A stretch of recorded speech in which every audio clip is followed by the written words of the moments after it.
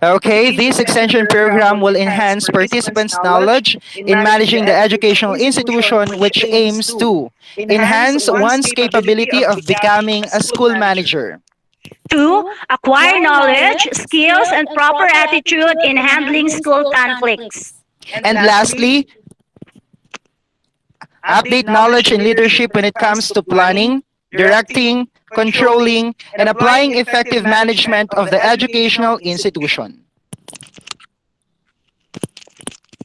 Before we proceed to the seminar proper, let's have first an overview of the topics to be discussed today. Okay, we will be having four sessions for today. Of course, we're going to start with the session one, which is all about managerial principles, ethics, and effective human relation, discipline, and performance appraisal. These will be presented to us by Miss Amina A. Clerigo. For session 2, we have motivation in organization to be discussed by Mr. Eman Kiton Valdez. This will be followed by session 3, all about changes and development. This will be given to us by Miss Cinderella S. Caballes. For the last session this afternoon, effective conflict management and negotiation is to be discussed by Ma'am Ednaline E. Salcedo.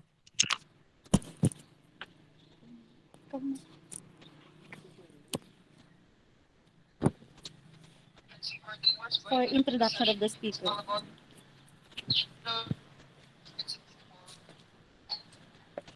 Okay, so at this moment, we're going to start with our session one, which is all about managerial principles, ethics, and effective human relation discipline and performance appraisal. But before that, let us know first the woman of the hour. And for the introduction of our resource speaker, let's have Miss Kathleen R. Osano. Hello, everyone. It's a great pleasure for me to introduce our first resource speaker for today. She will talk about managerial principles, managerial ethics, and effective human relation and performance appraisal. She is a very profound woman because despite of the challenges of living away from her family, for the information of everybody, she is currently working in Macau. She still managed to take good care and provides the needs of her children and family while pursuing her graduate studies. Our speaker served as a resort manager for 2 years and HR officer for 6 years. She is presently working as marketing officer, cum instructor at ACLC Macau International Branch. Aside from being an awesome mom to her children, she is also an achiever.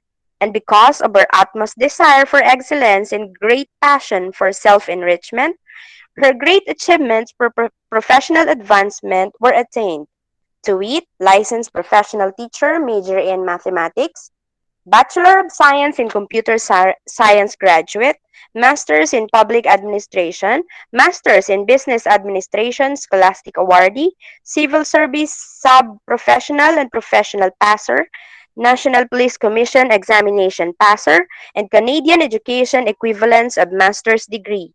With my great respect and salute for her exemplary experiences and rare achievement, a woman whose grace under pressure has been on display in different speaking engagement, I am giving you the woman of the hour, Miss Amina A. Clerigo. A round of applause, please.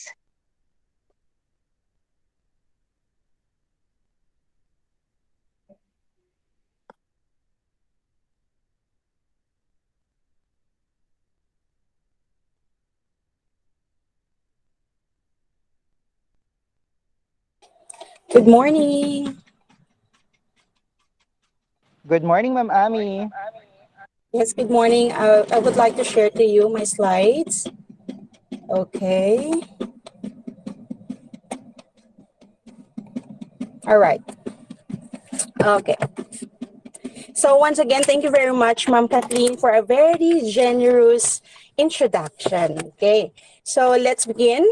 Once again, welcome to the virtual seminar on management of educational institution. So my topics are managerial principles and ethics. We can have here the effective human relation discipline and the performance appraisal. Okay, to begin with, I would like to share to you the concept of general or the concept of management in general. So in today's economies, every organization needs to have a strong manager. Okay, let me fix my camera first so you can see me. All right. Okay, as I was saying, the organizations need to have a manager. But why? To lead its people towards achieving the business objectives. So here, a manager's primary challenge is to solve problems creatively and of course effectively. Because if you are the manager and you have a plan, okay, but it doesn't fit to your situation, it doesn't fit to your organization. But of course, you need to be aware enough. You need to be aware enough of what plans and what strategies that is right for you and to your organization. So managers does fulfill many roles. We all know that. And they have different responsibilities with the various levels of an organization. So this is where the requirement and the qualifications of becoming a manager is very important. That's why if we're going to apply for a certain position, just like in managerial position, the qualifications there is very, it's very high. It's very, kumbaga, ang hirap abutin because it's something to do with your education, yung educational attainment mo, and of course, your work experience. So, yun. That's why ang hirap ng qualification nila because of the responsibility that the company is going to give them. All right? So management, just to give you an idea, management began to materialize as a practice during the Industrial Revolution that was before, as a large corporation began to emerge in the 19th century, if I'm not mistaken, to develop and expand into the early 20th century. So management is regarded even before as the most important of all human activities. You're gonna ask why? Because it may be called the practice of consciously and continually shaping the organization. They are the one who is responsible in molding every people in the organization, every staff, or for the school system, it's the teachers, the most important thing, because they are the one who are facing and teaching the students. So the managers in the school system is, for me, it's the principal, the entire school of a particular school. So it's the role of the principal. So let me give you additional idea in general here. I have here in my presentation. So in general, what is management? So management is a universal phenomenon. To make it more understandable, let us give the definition of management.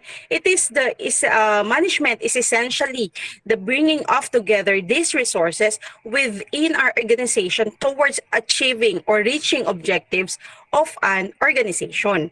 So every individual or entity requires, of course, setting an objective. You need to make plans.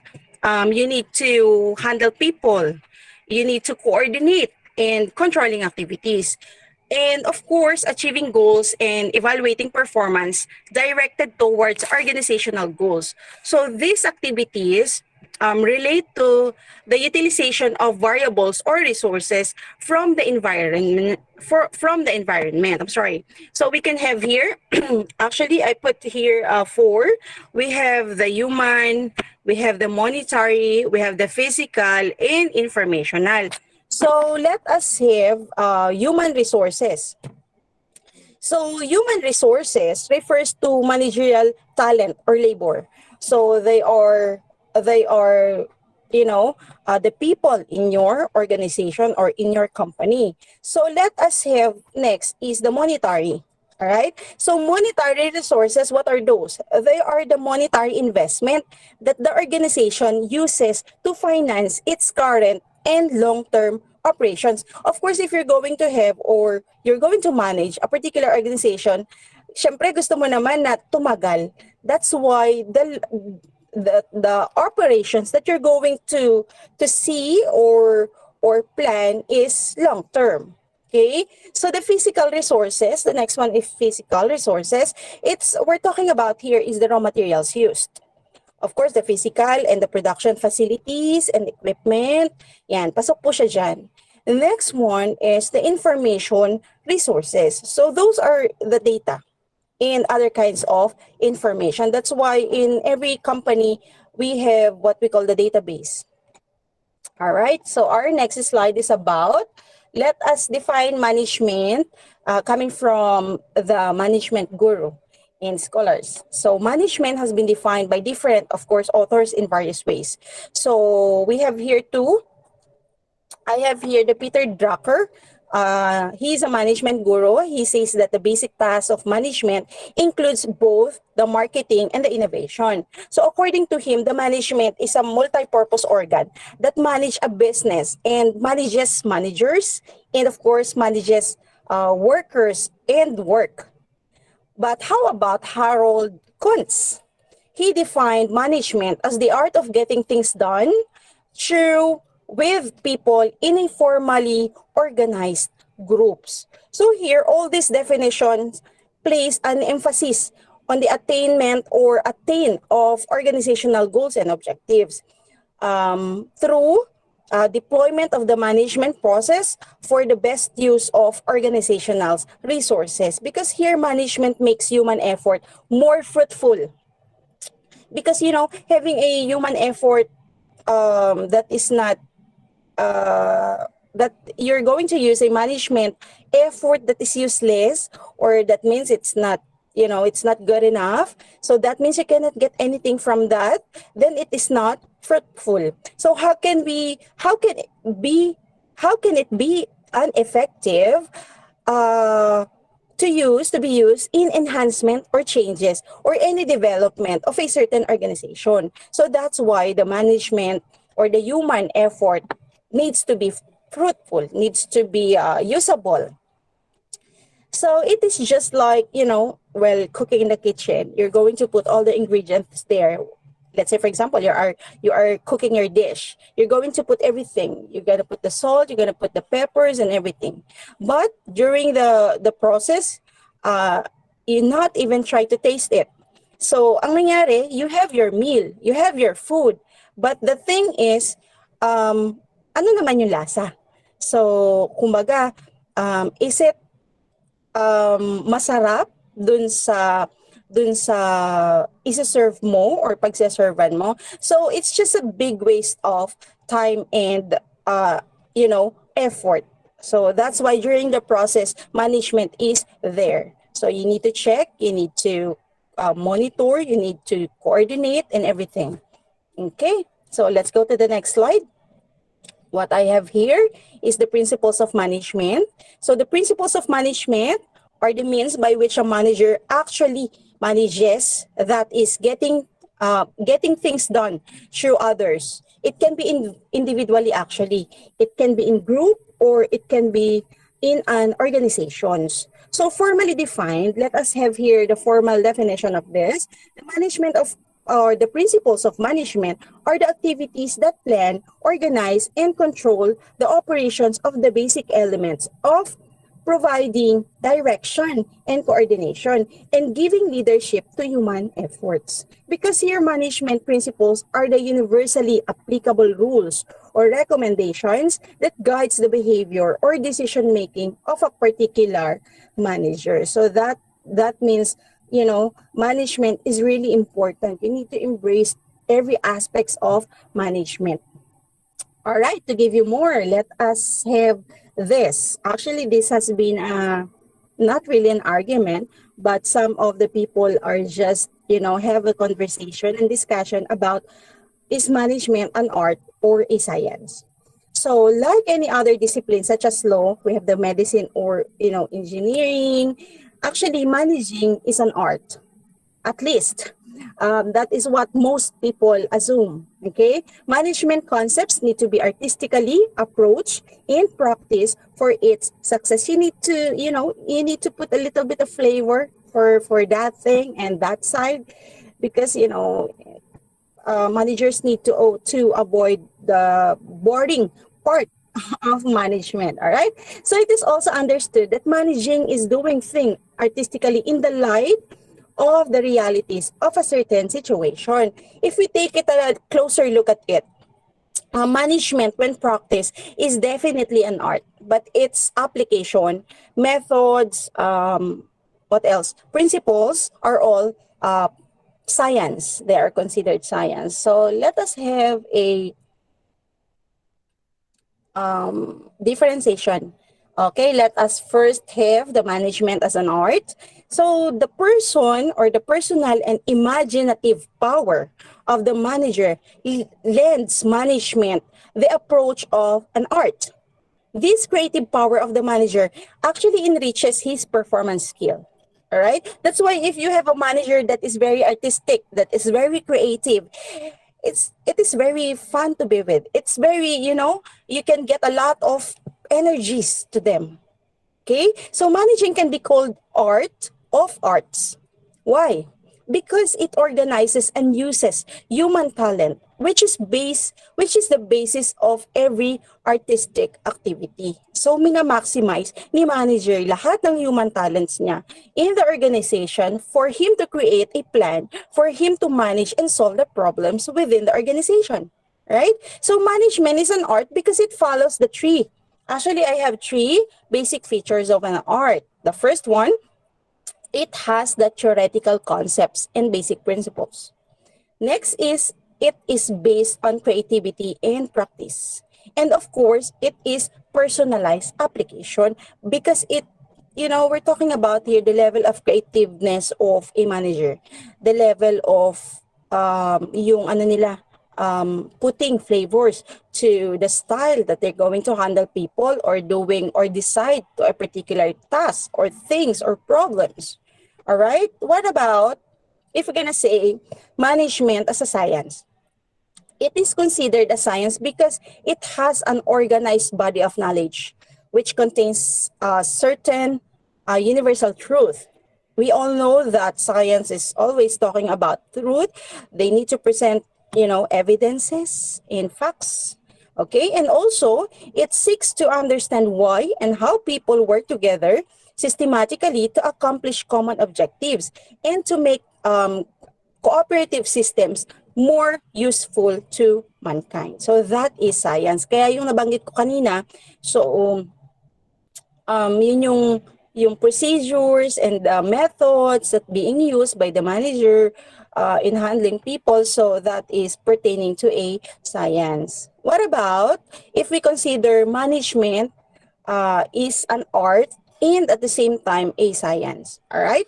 So it is called an art because managing requires certain skills which are personal possessions of the manager. If the manager it has something in him or in her that really have a unique way of handling people. Yun yung parang it differs from pakikisama, it differs from managers, differs from way of handling them, how this manager motivates the people or the staff. So iba sila ng level, iba yung kumbaga yung atake nila for every person. Okay, so it depends on the situation. Science provides the knowledge, and art deals with the application of knowledge and skills. It's about the application of a particular facts and skills and the knowledge. Okay, a manager to be successful in his profession must acquire the knowledge of science and of course the art of applying it. So because science teaches to know and art teaches to do. Okay, because if you want to know something, you need to be truthful. It needs to have an evidence. It needs to be fact. All right, you're not just assuming, you're not just guessing or everything, because that's not science. Because science is always asking for evidences. And then how about art teaches to do? All right. So let's say, for example, a person cannot become a singer, a very good singer. Okay, that's my dream. So unless he has knowledge about various ragas and he also applies his personal skill in the art of singing. So same way, it is not sufficient for manager to first know the principles, but he must also apply them in, in solving various managerial problems. That is why science and art are not mutually exclusive, but they are complementary to each other. Okay, so you need to put it together. You need to combine them. You need to use them both. You need to be, you know, a manager applying the art. You're becoming an artistic, and you are a manager applying the science. So here, may I say scientist, something like that. But you need to be both. You need to practice both. Because there is an old saying that managers are born has been rejected in the favor of managers are made. Actually, this is very, I believe this saying so much.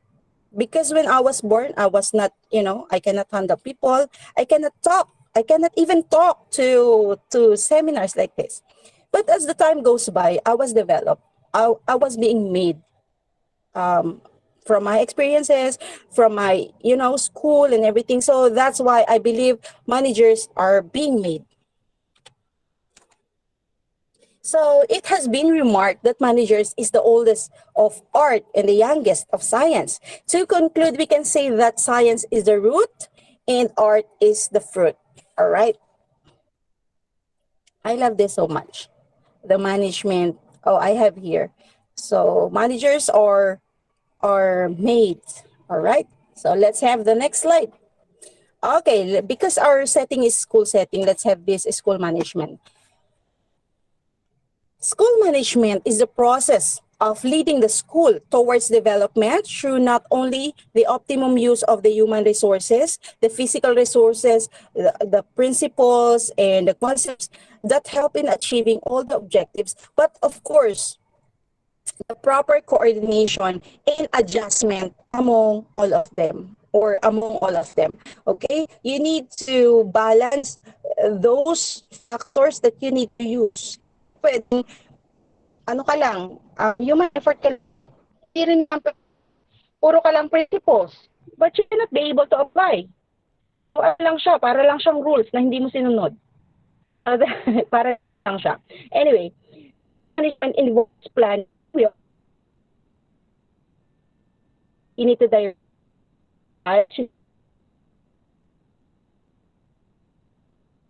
school, because we're talking about school management. So now, to understand it more, let me say about the quality of education. This aims at preventing poor performance and ensures that the product of the system conform to the expected standards. Because the quality of education is the degree of excellence of the output as seen as the students.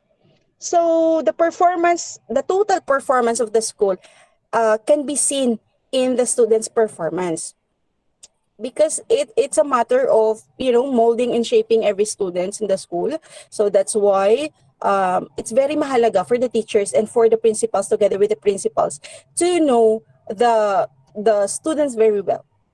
Okay, you need to know your students. So it can be achieved through principals' effective use of management principles. We're going to talk about it later. We have the 14 management principles, okay? Appropriately, leadership is the principle in effective management will enhance the potential of creating a successful school. So everything must be in place. Next slide is, okay, this is what I'm telling you. It's the 14 principles of management.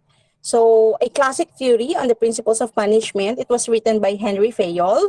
So it seeks to divide management into 14. All right, we take a look at these basic principles of management and explain them in easy and understandable terminologies. Okay, let me give you.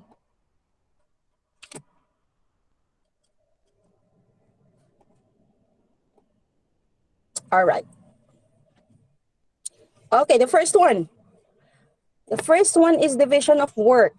This principle of management is based on the theory that if workers are given a specialized task to do, they will become skillful and more efficient in it than if they had a broader range of tasks. It's very important to know if you are a manager that you need to disseminate the tasks. You're not going to give all the tasks to a one person, even if that person is very efficient, even if that person is very equipped. Diba? So sometimes, if we are the managers, we are very scared. I'm not really scared, but not confident enough to give such tasks to other staff that their capability. Kasi parang nami-misjudge natin sila. Or maybe we are judging them without giving them chances or opportunities. So, kasi siguro yung isang staff is very good already, or she is very responsible and namamanage siya talaga. So what the manager tends to do is to just give everything to her.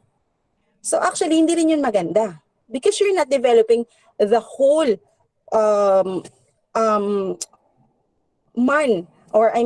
the whole staff, yung kabuuan, but you're just developing a particular person only. So paano na lang pag nag-resign pala siya? Edi ang hirap, 'di ba? So kaya sinasabi dito na mas magiging skillful and more efficient ang tao kapag may particular lang siyang assignment or may particular lang siyang task to do. That's why we have the job description, 'di ba? We have for others, they have the contract. It is clearly specified there kung ano yung trabaho talaga natin. Okay? As mentioned, this is a principle of specialized which applies to all kinds of work, even if it's managerial or even if it's technical.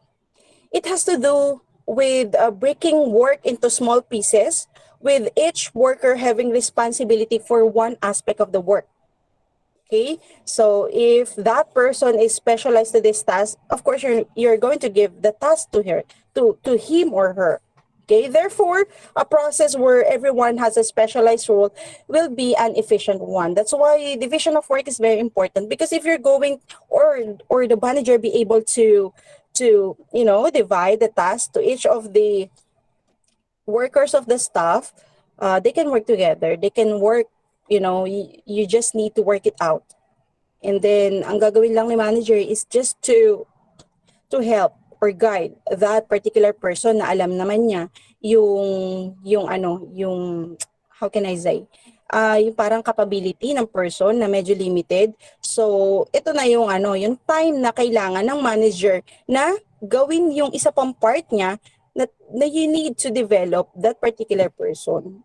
You need to guide them para later na rin siya, she or he can be a manager someday. Okay, let us have an example in a school setting. So the principal focuses on dividing the school work among the staff, who is trained and specialized in a particular field to perform such duty. This division of work would make work simpler and would result in a greater efficiency. So it will help your staff in acquiring speed along with accuracy in their performance. So you just need to wait. You just need to give them time. You just need to give them chances. All right? Okay, let's go to the next slide. Our number 2 is authority and responsibility. Okay, authority, actually authority flows from responsibility. Authority is the right to give orders and obtain obedience. And responsibility is the result of authority. All right? The source of authority cannot be only in the position. The leader must demonstrate expertise and competency in order to lead. Because if managers did not have authority, then they would lack the ability to get work, carried out. Managers should use their authority responsibly and ethically. Even if they are authorized, even if they are given a power, You shouldn't abuse that. Okay, because some of the managers tend to, as we are talking about yesterday, it's being parang lumaki ang ulo or something like that. They embrace their positions very much. So for the principals, I believe na iba yung setting na education system, because here we are continually learning. So there's a lot of things na nalalaman natin, and it helped us to avoid unnecessary actions and behaviors all the time. So principals is expected to give authority that is commensurate with responsibility. There should be a balance between the authority and responsibility. Let's say, for example, a principal should have the right to punish the teacher or the staff for willfully not obeying the legitimate order, but only after sufficient opportunities has been given to the teacher or staff for presenting his or her case. So here, the principal needs to understand not only the teacher, but also the case, but also the situation. All right, so the next slide. All right, so we are now on number 3. Okay, so may I request please the participants to please mute your microphones. Thank you very much. Okay, so we have number 3. This is discipline. Discipline is the obedience to organizational rules in employment agreement, which are necessary actually for the work of the organization. Okay, this principle Wala relates yung isa eh. Mamaya na, yung isa.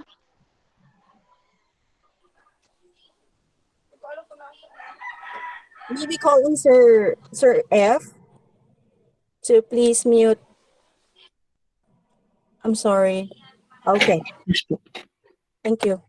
Okay, so as I was saying, it's about discipline, right? So this principle relates to the fact that discipline is needed within an organization for it to run effectively.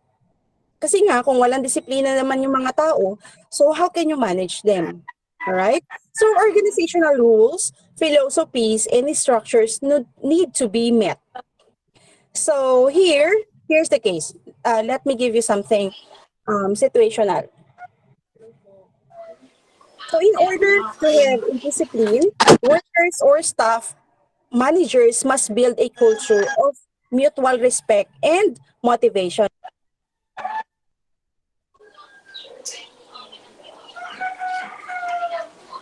And let me explain it. As I was explaining, the principles of discipline is absolutely necessary for the proper functioning of an organization. So members of an organization are required to perform their functions and conduct themselves in relation to other according to the rules and norms and customs. So here, thank you. Discipline can be the best and maintained by 3. The first one is, of course, having good superiors to all levels. We all know that there's a lot of managers. There's a lot of levels ng managers, okay? So everybody must be good enough. Everybody must know their responsibility. Everybody must be disciplined. Para ano siya, you are working together towards one goal. Okay? Agreements that are as clear and as fair as possible. And of course, you need to impose penalty. Because every action needs penalty, needs needs consequences. Yan. So this discipline, the principle of discipline, will help the school management to achieve its objective because it is necessary prerequisite for the maintenance of teaching learning atmosphere in the school environment. Okay? So what about number 4?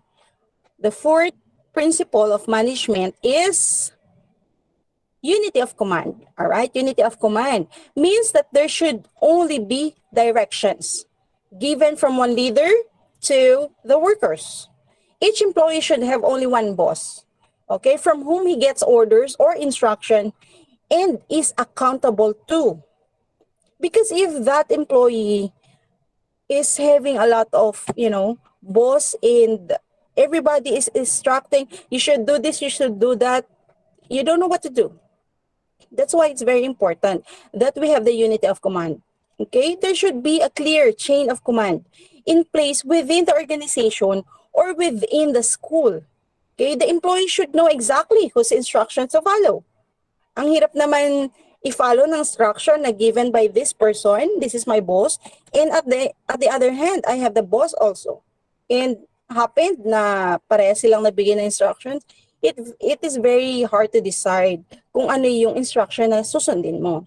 So this will have to prevent confusion regarding tasks to be done. So therefore, in the school system, each teacher or staff should have one head of department whose command he or she has to obey. That's why we have that head of the department. No? Next, number 5, unity of direction. So the employees' activities must all be linked to the same objective. So this ensures everyone is going in the same direction. So what does it mean? It means that the work should be organized in a way that means employees are working in harmony towards a shared objective, towards a shared goals. They're going to share the same method or procedure. Kasi if they are having, how do you call this? Goal. Diba? Let's say, for example, you are driving a car. Meron kang goal. You wanna be there at, I wanna be there in Occidental Mindoro. Let's say, for example, that, no? Kaya lang, we are one team, but we are using different means of transportation. Yung isa halimbawa nag-bus, yung isa nag-private car, yung isa nag-motor, yung isa is waiting for yung passenger van. So, pag ganun yung sistema, you are going to a one place or direction, but the unity is not there, it is useless. Because darating kayo dun sa destination ng different time. Alright? So, pag ganon, stagnant din yung organization mo. It's very hard to coordinate if you are distracted, if you are watak-watak. Alright? For example, all kinds of transactions that are made in school, such as payment of school fees, you have buying the textbook, that's for the private schools. Let's say, for example, yung sa atin sa public school is, of course, you need to buy uniforms and the like, should be under the control of the school bursar. Okay? So this is essential for the unity of action. So coordination of strength and focusing of effort. So all the units of the organization should be moving towards the same direction or the same objectives through coordinated and focused effort. All right? Next, number 6. Subordination of individual interest tells to general interest. This subordination of individual interest tells putting the organization ahead of personal goals. Of course, we have all the personal interests or personal goals. Kaya lang dito, if you are employed to a company, please make sure that you are doing things for the company, for the benefit of your, kumbaga sa business, for the benefit of your customer. Pag naman sa school, for the benefit or for the interest of the students. So the students must be the center of your decision making. So this is where there may be a break in managerial and educational practices. So the interest of the organization as a whole should take precedence over the interest of any individual employee or group of employees. So this encourages a team spirit and collective mentally of all one, yung sinasabi natin na, ano ba yun? All for one and one for all. Yeah, I got it correct, I think. Here, we have the failed pronouns that the interest of the organization should take priority over the interest of any one individual in the organization. So the interest of the school is above the interest of the individual in the group. However, the achievement of this can only be made possible when school principals set an example. Principals must be honest, yung honesty niya, integrity, fairness, and the reality of this will involve an attitude in the spirit of sacrificing individual interest. Whenever it becomes apparent that such interests are in conflict with the school interests. So let's say, for example, you are balancing between school interest and your individual or personal interest. Of course, the school interest needs to yun yung susundin, right? Because it's for the nakararami. It's not only for you. It's for everybody. Okay? I believe that the education in many parts of the world are highly focused on the students' interests. At the extent of what may be most efficient and beneficial to the school, especially during this pandemic. So, really, this is very hard for us. This pandemic is very hard, really very hard for us. Because not every student has their own, resources. Yesterday, my son, because he is 11 now, and parang nagpatulong siya sa akin to create a poem. So, yun. It's very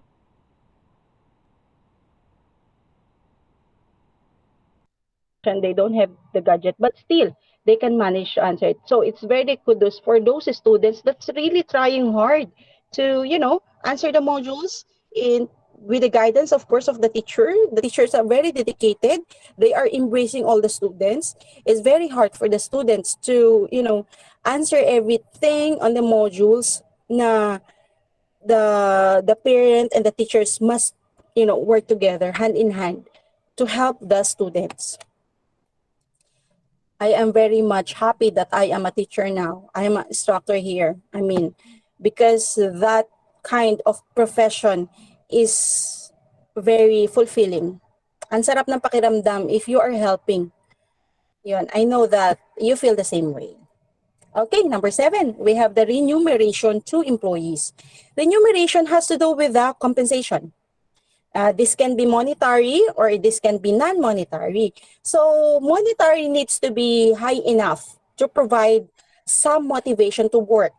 And non-monetary can include this or those recognition, the honor, the privileges, yan. And then motivation and productivity are close to one another as far as the smooth running of any organization is concerned. The overall pay and compensation should be fair to both teacher and the staff and the school. Let's say, for example, they need to agree. They need to have a mutual agreement. You need to have a standard. Yun, katulad sa public school. I guess, may standard naman talaga sila, no? So, kasi I am employed to a private school. So, yun po. It's a different one. Although we have a standard, but it's just under the educational system of a particular company. So yun sa inyo sa DepEd is general talaga. So the teachers and the staff should be paid for wages, which should give them at least a reasonable standard of living. So hence the school principal in connection to the board. Board is a Department of Education or the Teaching Services Commission. So should take into consideration the working condition and difficulty of the job.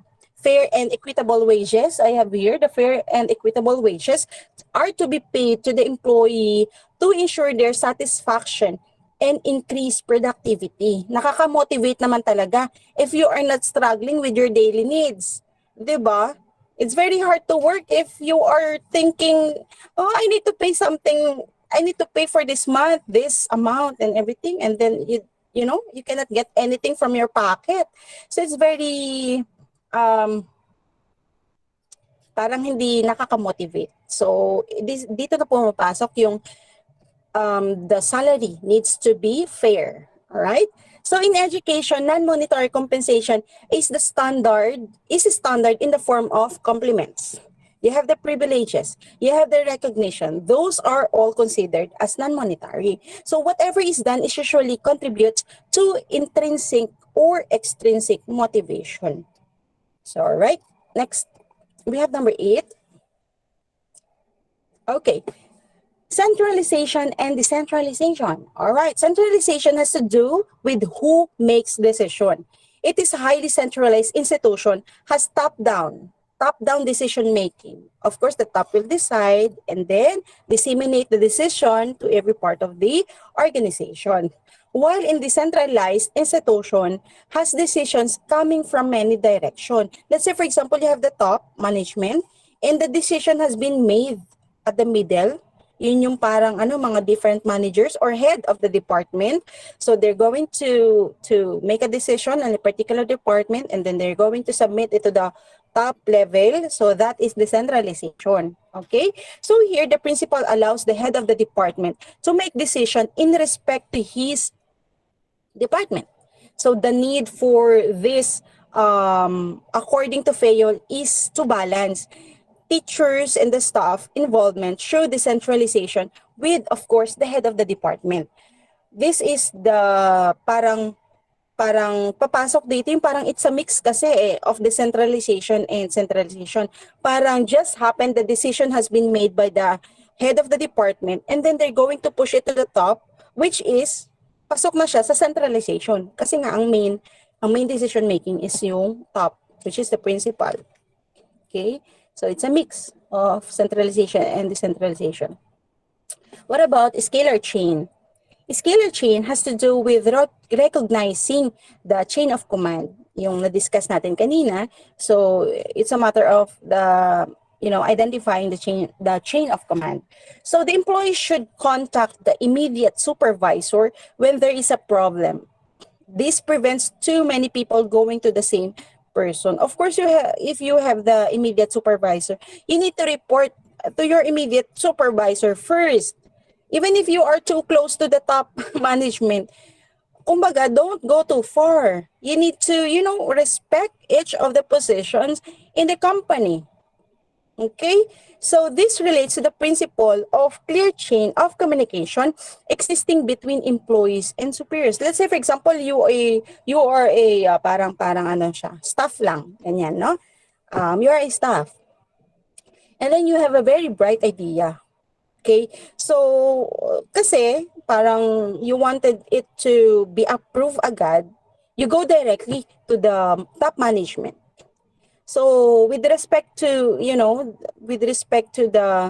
the hierarchy of your organization or your structure, so hindi siya pwede. You need to top your immediate supervisor first, even if you know that you are having a hard time convincing him or her. So it's a matter of respect. It's a matter of your kumbaga pagkakakilanlan din sa tao. All right? So a chain of authority and communication must exist that flows from the highest to the lowest level to avoid chaos and delays. So a scalar chain is the ranking from the ultimate superior's authority to the lowest rank. So principles are to ensure a proper and appropriate flow of communication in the school. The line of authority is the root followed by every link in the chain by all communication which start from or go to the ultimate authority. So here in education, this is enforced by default as the only authority in the classroom is the teacher. Diba pag nasa loob tayo ng classroom, parang sa atin nanggagaling lahat yung the instructions and everything. Okay? It's towards the students, right? Next is order. There must be a proper place for everything or everyone and everything and everyone in its intended place. All right? You need to put everything in place. Okay? Order deals with having the resources to get the job done. The principle of order states that there should be a precise location or place for everything and people in the organization. In essence, this means orderliness. You need to be in order. You need to be organized. All right?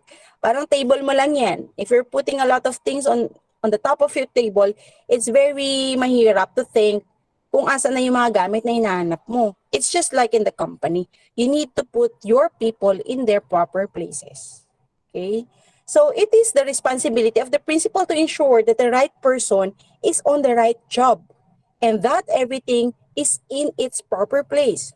So this kind of order depends on principal's precise knowledge of the human requirement and resources. So according to Fayol, he suggested that it is only when people and materials must be in suitable places at appropriate time for a maximum efficiency. Because if you're not going to put everything in place, para kang parang disorganized, ang hirap magtrabaho if like that. All right? Next. Okay, we have number 11, equity. So equity means workers are treated fairly. Fairly. They are the kind, just, and fair behaviors of the managers towards workers creates a friendly atmosphere between the superior and the subordinates. Managers should, behave ethically towards those they manage. As a manager, you need to be fair all the time. Hindi lang kahapon, hindi lang ngayon, pati bukas. Alright? Kasi meron tayong mga staff na hindi lang yan umiimik, but then they are thinking a lot. They are analyzing the situation. Ano lang sila? They are just being polite. They respect the position so much, but not the person. So for the managers to be an effective manager, you need to be kind, just, and fair all the time. Okay? This principle emphasizes kindness and justice in the behavior of principals toward the teacher and the staff. So that the principal has it as a duty to instill a sense of equity throughout all levels, ensuring that the subordinate is treated with just and kindliness. So good sense and experience are needed to ensure fairness to everyone in the school. This will ensure loyalty and devotion. Okay? So lahat naman, everything has a price. What I'm trying to say is everything has a price and at the same time has consequences. What you do today will affect your buhay tomorrow. 'Di ba? Kaya nga kung ano man yung ginagawa mo today, it will always has an effect for your tomorrow's parang daily living. All right? So that's why it's very important for you to be able to manage yourself today.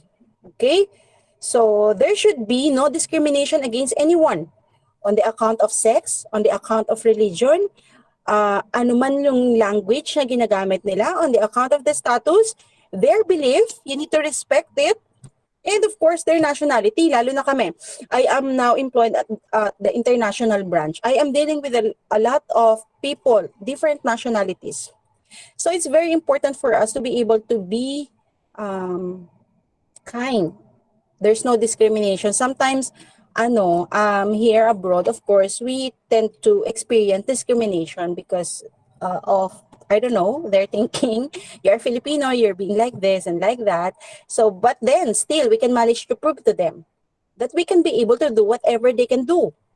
Diba? Yung mga Pilipino nga nakikilala na sa iba't ibang bansa. Diba? They've been given chances. They've been given a lot of opportunities. So, let's take that opportunity. All right, number 12. Stability of tenure of a personnel. So, it is seen as desirable within an organization to have a low staff turnover rate. So, this is due to the benefits that come with having experienced staff and the time and the expense needed to train new ones. So, employees turnover should be reduced or lessened to ensure effectiveness and efficiency. Kasi nga, if you are always changing staff, you are changing your manpower, ano yan, itatrain mo ulit. Okay? They're going to learn the same procedure. Kaya parang you are just wasting time, you are just wasting effort. Again and again and again and again. Hanggang sa lahat sila beginners. You cannot give them full responsibility kasi nga beginners pa. Kasi nga change ng change. So kaya sinasabi dito na yung pag na-lessen mo yung employee turnover, ibig sabihin that employee is employed for you for a very long time, that employee is very efficient, that is very effective. Why? Because there's a lot of problems in the organization that this employee has been encountered already. Tapos, nung na-solve yung problem na yun, of course, there's something in that employee that will remember the solution. So, that solution can be applied. Or maybe, kung yung solution na in-apply before, hindi hindi nag-work out, maybe that employee will remember it, then that employee can change the solution. A different attack, a different, how can I say, a different way. Okay? So, kaya mahalaga talaga na na-maintain natin yung mga tao natin. This is because it takes a lot of time for a staff to learn his job. Napakahirap din naman na i-master or being an expert for a particular position. Kaya you are saving time, you are saving your effort, you are saving everything if you're going to have a management that can sustain your or maintain or retain your employees. All right? Next, we have number 13, initiative. Initiative means allowing workers to contribute new ideas and do things. This empowers workers and adds value to the company because employee needs to be motivated to put forward their ideas or suggestions and execute them. Initiative means taking the first step with self-motivation. That means there's no one motivated you. You're just the only one who initiated to do this task. To think of a solution for a particular problem. Okay, that is initiative. It is thinking out and executing the plan. So initiative focus on the ability, on the attitude, resourcefulness to act without prompting from others. So here, the principal should create an environment which encourages the staff to take initiative and also be encouraged to develop and carry out their plans to improve. This will help to provide a sense of great satisfaction to intelligent and committed teachers. So parang si principal, they need to, be open and have an open mind for the teachers' suggestions, for the teachers' parang mga strategy when it comes to her classroom.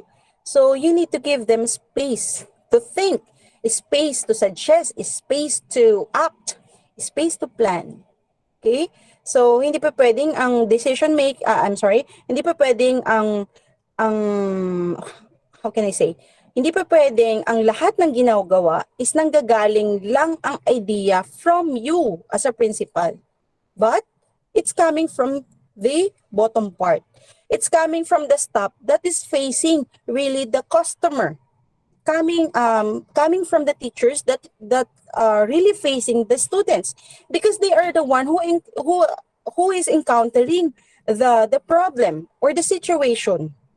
Parang they're going to tell you, I encountered this is the first time, something like that. So yun, what do you suggest? Maybe you can ask them like that. Okay? Kasi pagka sila yung hands-on, of course, they know the real situation. Next, 14, we are on the last part, but I still have a lot things to do to discuss. Next, 14 is spirit de corps. So, spirit de corps focuses on morale. Workers need to feel good and appreciated. So, spirit de corps daw is anchored on a team spirit. It should be encouraged among teachers and the staff. This is very important. Yung collaboration natin with your staff and teachers.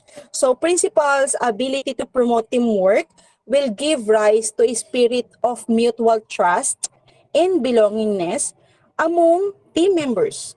It will also minimize the need for using penalties. Kasi nga, di ba sabi natin kanina, everything has its own price. Everything has its own consequences. So, kapag na-promote ni principal yung teamwork within the teachers, every department na minimize na yung mga mistakes at saka yung mga violations committed. In that way, of course, hindi naman niya kailangan gamitin na yung mga penalties or consequences. It is persistent pulling each other together even in times of great adversity. Because if they are working together, mas madali actually yung trabaho. Mas madali mo silang may encourage. Mas madali mo silang mapapasunod if you are the manager. Mas madali nilang maintindihan yung instruction. Why? Because they are not very scared to ask you what to do. Because sometimes, yung iba kasing staff, natatakot silang magtanong. They are very afraid to ask na you're giving them instruction, kaya lang ikaw yung boss na ang hirap i-approach. So, parang nakataas yung kilay, yan. So, natatakot ngayon siya mag-clarify kung ano po ba talaga yung gagawin ko. So, in that way, wala na. For sure, pangit yung mabibigay na output sa'yo. So, di ba? So, it is a spirit of devotion. It is the spirit of loyalty that each organization rely to achieve success. Of course, team spirit of the unity and harmony among those staff. Of course, your teachers, together with the non-ACAD staff. All right? So that is everything about management principles. Next one. I have here the summary pala. So for the summary, these 14 principles are found in the business world, but they also have a strong influence in the world of education. Principal can pull these principles, any ideas that may be useful in their school. Okay, just remember the 14.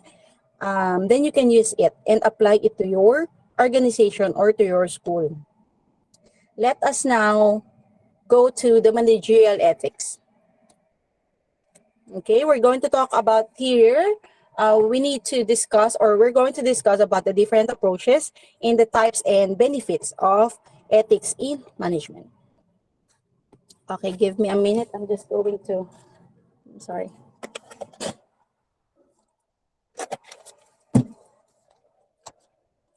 All right. So ethics in management refers to the organization's social responsiveness.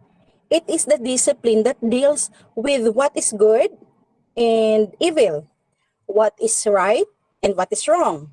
It is also about moral responsibility and duty.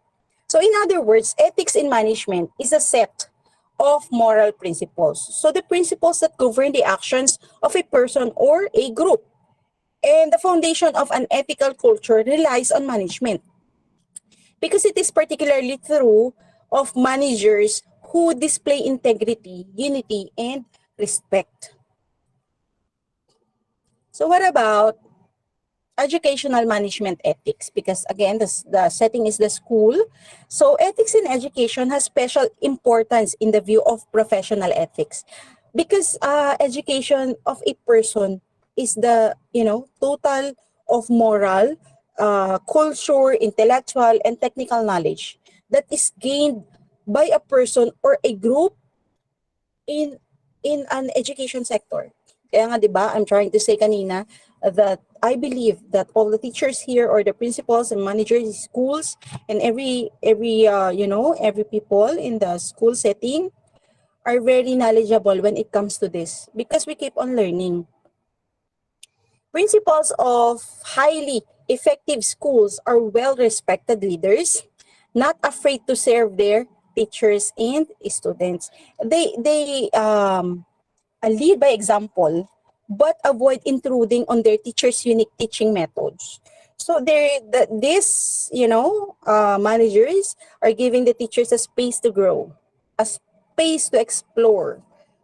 Exploration is very important. Okay, they listen to their students' ideas and set a cooperative tone. Okay, they are trying to embrace everybody, the teachers, the students, the staff, non-ACAD. So yun, and then they're going to decide for the benefits of everybody. Kumbaga, titingnan niya yung kabuuan. However, they have the courage to make unpopular decisions when necessary. So sometimes, yung kinakailangan na decision, is hindi pa pwede dun sa ibang department. So, but you need to, you need to stick with what is right. So a principal's influence is far-reaching, as proven by the study published by Wallace Foundation. Actually, it states that the school management accounts for a big percentage of school success because everybody or everything has to put at its own place by, applying this management. For this reason, the principal are held to be high ethical standards and are required to adhere to a strict code of conduct. So yan. So si principal needs to have a high ethical standards. Kasi siya nga yung pinakamataas sa school setting. So of course, everybody, teachers, staff, and students are looking at her. Okay? Behaviors. Let's talk about the behaviors. Behaviors that outline ethics in school management. Okay, I have 7 here. So the first one is make ethical decisions, honors commitments, abides by laws, maintains professional boundaries, objective leadership, honesty, and universal standards. So let us explain it one by one. The first one, make ethical decision. So ethical people show a commitment to fairness. So they treat people equally with tolerance and acceptance. So principals should make all their decisions based on the best interest of the students. Kaya, di ba, the students must always be considered in giving your decision making or deciding for a particular situation. Lalo na ngayong pandemic, di ba? I believe that the school managers and principals and administrators are thinking about the students, how are they going to learn with because there's a lack of resources and ang hirap ng setting. So I believe that we can pass it through. So ethical principals never put their interest above the greater good of the schools they serve. They always think of others and the school interest, not their own interest. They are fair in their disciplinary action, for both staff and students, because the principal needs to weigh everything. The principals needs to consider and analyze the situation. There are champions for due process and respect the rights of all human beings, their staff, their teachers, and their students. What about number 2? Number 2 is honors commitment. Ethical managers are worthy of faith. They make every fair effort to fulfill the spirit of their promises. Kaya nga diba, don't say anything if you are too happy. Don't promise anything if you are very happy. Don't give any words if you are angry. So you need to decide outside from your emotions. You need to set aside your emotions for you to be able to have a very good decision making. Hindi po pwedeng you are galit today, then you will decide, oh, you shouldn't do like this, you shouldn't do like that. I'm not giving you any chances and everything. So you need to think first. 'Di ba yung kasabihan, think twice, thrice, 10 times, 100 times before you're going to decide for a particular situation, lalo na kung mahirap. Lalo na kung very complicated, 'di ba? So kaya dito parang we came up to organize a meeting para nagbe-brainstorming tayo. So what are those things that we need to do for a particular situation? So they treat all people regardless of the nationality, origin, and equal respect and dignity. So that is honoring commitment also. Principals must stand by their word. You don't make promises, but you need to take actions. It is very important. It is not, managers are not just saying, say a lot of things. I'm gonna do this, I'm gonna do that, I'm gonna make this thing, I'm gonna work it out, but the action is not there. Diba? So you need to, as a manager, you need to more on doings, not on talking or saying. They need to honor all aspects of their employment contract. Of course, if they have contract, they are the one who needs to follow it first. Tayo lahat tayo may contract, 'di ba? Tayo lahat tayo merong mga ano ba ito, agreement, no? But because they are the head, they need to follow the contract first. They are not the ones who is the who is the first violator of a particular contract. So remember that they must be the role model of the school. Ba? Unethical conduct includes abandonment of the job. Let's say, for example, this principal is abandoning the job and leaving the position without a mutual agreement in place to do so. So that is kumbaga, honoring a commitment is not there. The welfare of the children is the highest priority, and failing to provide adequate supervision on and off campus equates to total disregard for the position held. Okay.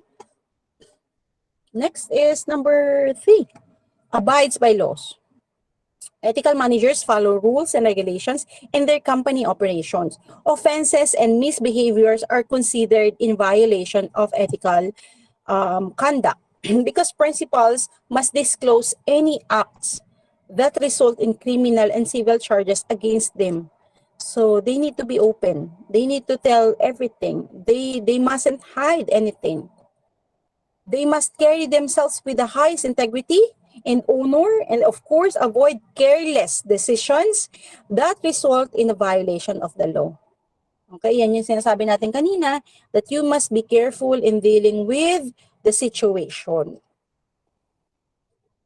Hanggat maaari, you need to ask someone that is expert for a particular situation, so seek for help. Hindi naman masama kasing humingi ng tulong. Diba? Not everything is, kumbaga, is alam natin. And not everything ay kaya natin. So, seek for help. Okay?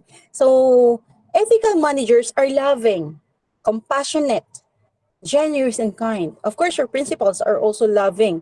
They are also compassionate and generous and kind. So, am I describing one of you? Of course, I think so. I can feel that I am describing everybody here. They help those in need and aim to meet their goals with the least damage. Because here, ethical principles refrain from inappropriate conduct and relationship with students and staff. So, kanina ko pa sinasabi na the principals need to be equal. Alright? So, kumbaga, if this teacher is being close to you, outside school, so sa outside school yon. If you are stepping on sa gate pa lang ng school mo, premises mo, you need to decide as a manager, not a friend. All right? So these activities include making obscene gestures, snapping compromising photos, or having intimate relationship. Yun. Very careful dapat tayo dito. We are just human beings. We can feel that, sometimes we can feel that is inappropriate for the setting, for the situation, but still you need to stand as a manager. You need to stand as a teacher. All right? So yung mga ganong obscene gestures or mga intimate relationship, that must be avoided because you are what you are today. Marami kang journey na tinahak for you to be able to get that position, for you to be able to be a teacher. So you need to take care of that. You need to give an effort just to set a bakod on your personality, on your name. All right? So these type of conducts include all forms of communication. It can be in the form of text message, it can be phone calls, it can be social media interactions that are deemed wrong by the school board, can result in the principal's termination. So, kumbaga, yun nga yung dapat nating avoid. Even if it's just text messages, the mere fact na mayroong nag-screenshot niyan, the mere fact na kumalat yan, it's just a piece of evidence. Alright? Okay. So, kahit pa phone call, no? Kung halimbawa na record. I don't know. Okay, objective leadership. That's number 5. Ethical employees strive to be positive role models as managers. They help to build an atmosphere in which they are highly respected for principles thinking. Because here, principals should empower all staff members and students to reach their maximum potential. It is done by allowing teachers to practice reasonable educational freedom without interfering or interference by a biased or unfair principal. So, objective of leadership, that is only, kumbaga, kailangan yung equality and just ng principal is always there. Next is number 6, honesty. This is very important. In all their dealings, ethical managers need to be honest and truthful. They do not purposely mislead or deceive others by partial truth, selective omissions, and any other means. Kasi sometimes it's very hard to, give a lot of information because we are scared that people might think that we are like this. People might, parang iba yung reaction. Di ba may mga situations na alam mo yung magiging reaction ng taong pagsasabihan mo, and then you tend to keep it to yourself. As a principal, as a manager, you mustn't do like that. You need to be open. You need to be honest and truthful. You need to, nilalatag mo lahat ng mga informations na kailangan. And then, let them judge, let them analyze, let them understand the situation, let them know the real score. Okay? So here, they show personal honesty and courage. They are principled, trustworthy, and upright. I believe in that. They fight for what is correct. Lastly, they will not betray morality or be duplicates. You know what duplicate means? Parang double-faced. When I'm facing you, I'm good. When I'm not facing you anymore, I am bad. Okay, so let us avoid that. All right? So principals must apply active and passive honesty. They should never directly lie to anyone. They must never withhold vital information that should be made public. Okay, yung giving a lot of information. So this is also a form of lying because you're not giving them the facts, the complete facts. Okay, they must also report acts of alleged abuse to the proper authorities. If you're given the authority, you're given the power, you take it as parang dapat mas humble ka, something like that. If you are putting on the top, dapat mas humble ka. I'm trying to say is, you need to embrace the well-being of everybody. Kasi kung nilagay ka sa taas and then you are putting your chin up already, hindi mo na makikita yung nasa ilalim. Mas importante pa naman yung nasa ilalim. Because that is the people that you are dealing with. Sila yung kailangan na mas, you need to help them. Okay? Failure to do so puts more children at risk from a free abuser. So, dito, kinakailangan nga nakikita yung interest ng mga estudyante, yung safety nila, yung learning nila, yung matututunan ba nila, and something else. So, if you are someone that is always being chinned up, so how can you see? How can you know? All right? Number 7, universal standards. In conducting their duties, ethical employees seek excellence. Okay? They are well educated and trained. They actively aspire to improve their competencies in all areas. All states govern their own ethical policies. So code of conduct may differ in content, but at the core, they stand for the same things. Diba? We have a code of conduct. Kami kasi, I am an HR officer for 6 years. Before the employee has been deployed to each of the department, I am the one who is conducting the orientation, and I read the code of conduct that we have. Actually, we're gonna call it code of ethics as I remember, para siyang booklet. And then sa atin naman, as professional teachers, we have the code of conduct given to us. A principal should always be honest, fair, law-abiding, objective, supportive, and protective even when the students don't want him to be. Because not everybody will love you. You cannot please everybody. So even if that student or that teacher doesn't like you, embrace them. Maybe later in the future, they will love you. They will love you back. 'Di ba? Huwag tayo yung managers na, ay, dahil hindi mo ako gusto, hindi rin kita gusto. So, it's very hard. Remember, the managers needs to be a manager. If you are the manager, you need people. You cannot be manager if you are just alone. Anong i-manage mo, 'di ba? So, you cannot manage the physical structure of the building naman. You need people with you. So, yun. Alright, so next. Approaches to ethics in management. I have 3. Consequence-based approach, moral rights approach, and social justice approach. So managers check their decision through this approach. Here, the emphasis is on the action and not on the reason behind the action. It's more on the parang process. Hindi mo iisipin, bakit ko nga ba ito ginagawa? But your emphasis is the process itself, the action itself. It measures positive and negative outcomes. If positive effects outweigh the negatives, company decides are justified. So in this approach, managers analyze the potential options before taking a specific action. So for example, a manager might receive more revenue from fees or company donations from bringing a certain event in the city.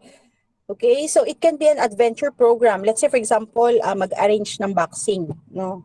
So it will have a harmful effect on the number of the residents. Kasi depende nga sa place, sa location. They might fear noise pollution or harm from competitors or maybe loss of property during the program. Dito, the manager would look at this event from a cost-benefit viewpoint. Kaya di ba may cost-benefit analysis na tinatawag?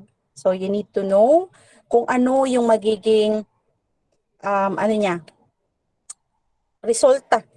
Kumbaga, baka mamaya, dahil ginawa mo yun, na hindi ka pa nagkaroon ng positive feedback, no? So parang naging negative pa yung feedback. He will conclude that the most people in the group would appreciate this activity. And that is the company would make more money from providing the program.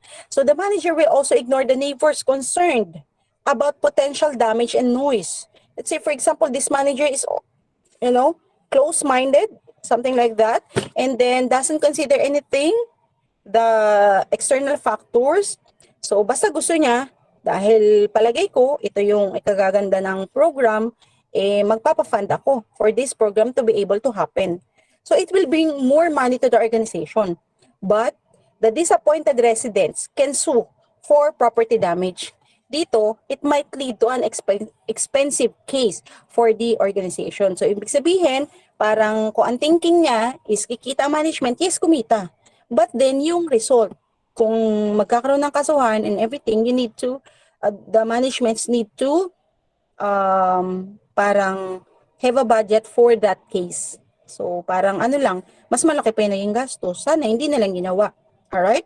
So in a school setting, let us say a field trip. I don't know if it's, dati kasi field trip kami, but it's college days. I don't know. Let's have an example, this one. So the principal will approve the field trip. So of course, the student will benefit from there because, the actual operations, they can see the actual operations. The expert people can explain it to them because pumunta nga sila doon. And then they can see a lot of things, yung experience, yung exploration, iba kasing klase talaga ng learning ang nakukuha natin when it comes to this. Parang hands-on parang authentic, no? Parang they can actually see what is happening to that. But an accident might happen. So it will cause a big trouble and big damage to the school. So yun, even though that we know, we want that the children will learn from this, kaya lang yung yung case niya na something might happen. That is okay, next.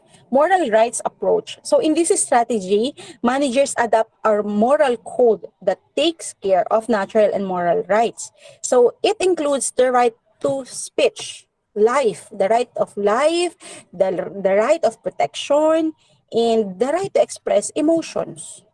Parang the right of freedom of expression. Yan. For example, a manager may see that it's difficult for some of workers to engage in official training. So it might be because some of them lack of necessary skill, or they might have different challenge in participation, or maybe some of them have financial crisis. So if you are the manager, managers with the moral rights approach should determine specific responsibilities. They should help group members who are facing issues. So let's say for example, financial crisis daw yung isa. So not need, parang you should give help, or you should be an access for a particular help to that person. They should check whether specific duties are required. Okay? And one clear advantage of this approach is supporting the disadvantaged person. Because here, the manager can make some reasonable settings for the same. The downside is that it may put the disadvantage in the limelight. So it will make them feel unjust. All right? Next is social justice approach. Managers who take the social justice approach look for equality and fairness. No one is discriminated, but the differences are justified based on skills and performance. Okay, for example, workers belonging to any gender with the same abilities are equal, but treating people or treating employees who produce better than those who make less is justified. Let's say, for example, a boy and a girl. Kumbaga, sabi, di ba, parang iba yung trabaho ng lalaki sa babae. So, kaya lang dito sa sitwasyon, parehas nila nagawa yung trabaho nila. Or maybe the babae can be more productive than the other one. Or kung lalaki, they are being more very good communicator than the girl. Okay? So, doon, parang ma-justify kung sino yung mas maraming or mas capable for that particular task. So the abilities are equal, not because of their gender. Next, benefits of ethics in management. Of course, why are we doing those ethics? And always keep it in mind because of the benefits. Unang-una na, it's a part of our developing society. Without ethics, kids would still work in factories. Do you remember before na parang yung mga bata pinagtatrabaho ng mahihirap sa mga factories, di ba? They even work 16 hours per day.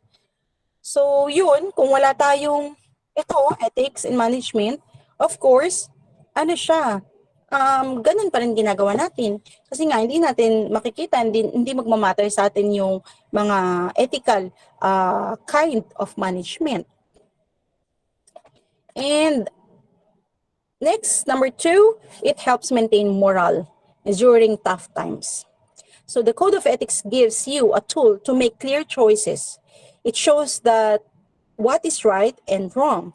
When making decisions in times of crisis, this is incredibly helpful. You just need to go back and see your code of ethics. Parang ang mangyayari is, pag yung situation is medyo tough na, it's very mahirap to decide na, you just go back to your code of ethics. You just need to see, ano ba yung mga punishment na dapat ibigay dito kay staff 1 ko, kay employee 1 ko. She committed this violation. Even if she is may inaanak, I need to give her punishment. So, ang hirap mag-decide, lalo na kung related sa iyo yung bibigyan mo ng punishment. Kaya lang, because you are there, you are on the position, you have the power, you have the authority, you need to go back to your code of ethics. Yan.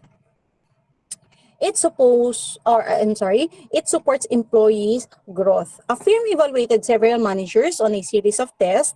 It had one most significant finding. So the more mentally healthy employees, the more they score high on ethics assessment.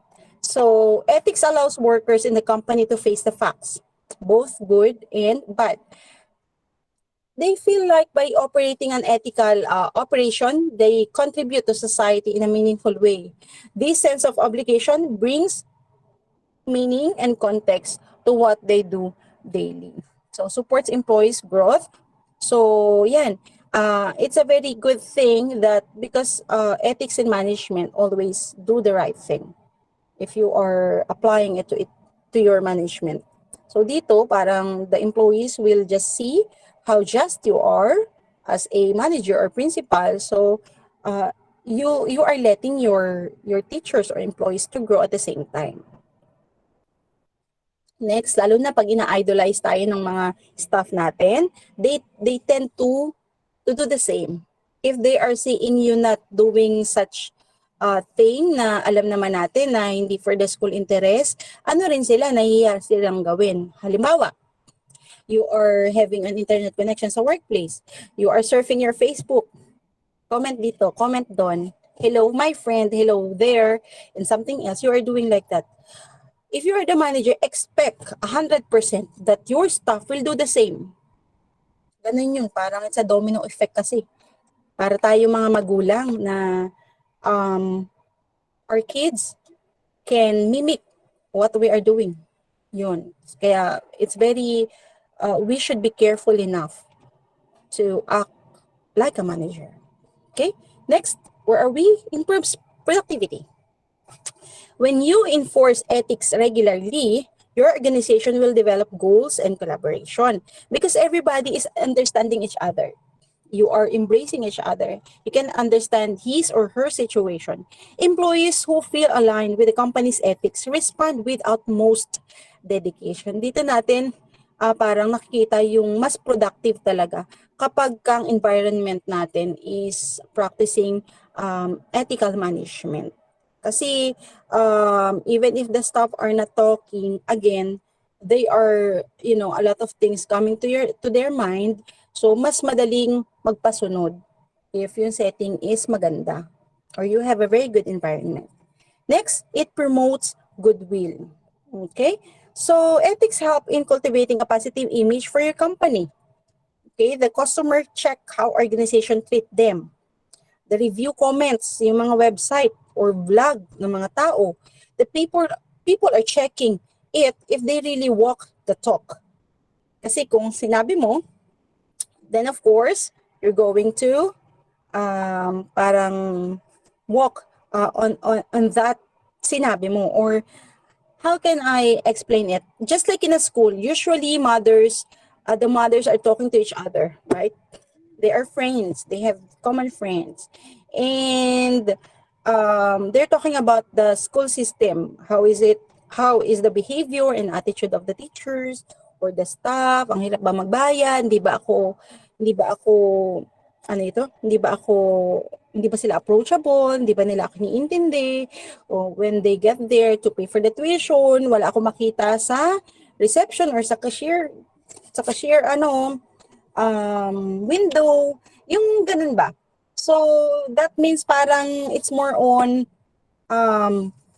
they are giving you compliments, and of course compliments, and the other side is parang comment or feedback na it can affect the image of the company. That's why it promotes a goodwill. Sinasabi, if ang iyong place of work or yung style of management mo is ethical. Okay? Next is how to handle workplace ethics. I have here accept it.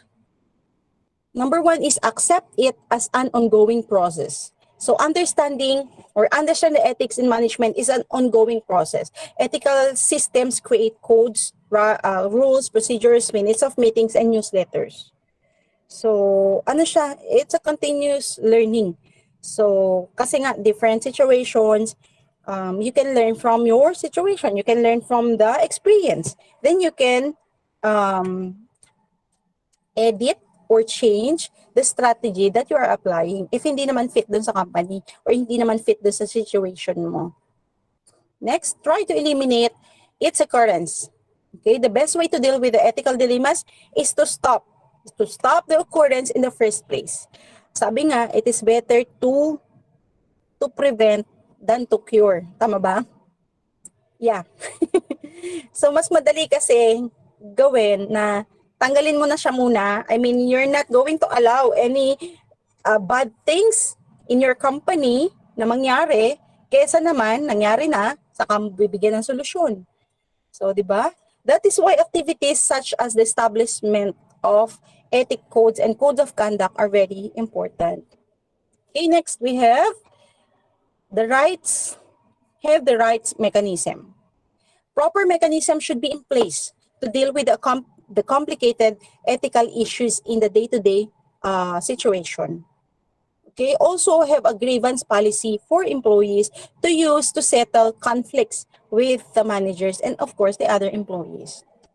You need to have a very good mechanism and the right mechanism for a particular situation. Next, have an adequate training. So it is enough to have codes and regulations. It's not enough to have codes and regulations. Meron ka lang libro ng Code of Ethics to address the ethics. In circumstances involving ethics, workers need to be taught how to act. Many employers, therefore, enroll their workers in the ethics training program. Kaya nga 'di ba sa HR department, every now and then nagpapadala sila ng staff papunta sa ganitong klaseng seminar. So, for them to be able to be more equipped when it comes to decision making and anything. Kaya yun, it's an ongoing process to have an adequate training. They need to be trained, they need to learn, they need to know. Because you cannot apply if you don't know. You cannot apply the thing that you didn't experience or you didn't have any idea. All right? Number 5, enforce policies and procedure. Have policies and procedures and keep updating them. You need to be updated to reward ethical behavior because this also enforce unethical conducts penalties. Okay, the next one. Effective human relation discipline and performance appraisal. So this is the next topic. Okay, I have here from Ellie Broad. You can have great teachers, but if you don't have a good principal, you won't have a good school. Do you agree with me? Because here, parang dito kasi, because Sir F say yes. Thank you, Sir F, for the response. Yeah, I also believe in here. I strongly agree with this. That even if you are a very good people in your company, even if they are all there, they are very good, they are very equipped, but the leader on the top is not good. So, di ba, nanggagaling ang direction from your leader, from the principal, from the manager. So, you cannot have a very good organization. You cannot have a very good school if your principal is kumbaga may sarili siyang interest. All right? Many of the leaders contribute to school success, but the most visible role of this is, again, the principal, because the principals have oversight of their school's operation. And also, coordinating daily activities, kanya yan. And then yung curricula, kanya rin yan. Yung staff, yung schedules, kanya lahat yan. As you can see, everything ay under ni principal. Kaya you need to have a very good principal. It's just like a bus na yung driver is yung principal. So even if yung mga, pasahero, let's say for example, pasahero tayo. Ayan, pasahero muna tayo. Estudyante, teacher, non-ACAD staff, pasahero tayo lahat. Ngayon, tayo mga pasahero, ang gagaling natin mag-drive. No? So, we are all drivers. We have a professional driving license. Ang restriction, mataas pa. 1 to 8, let's say for example.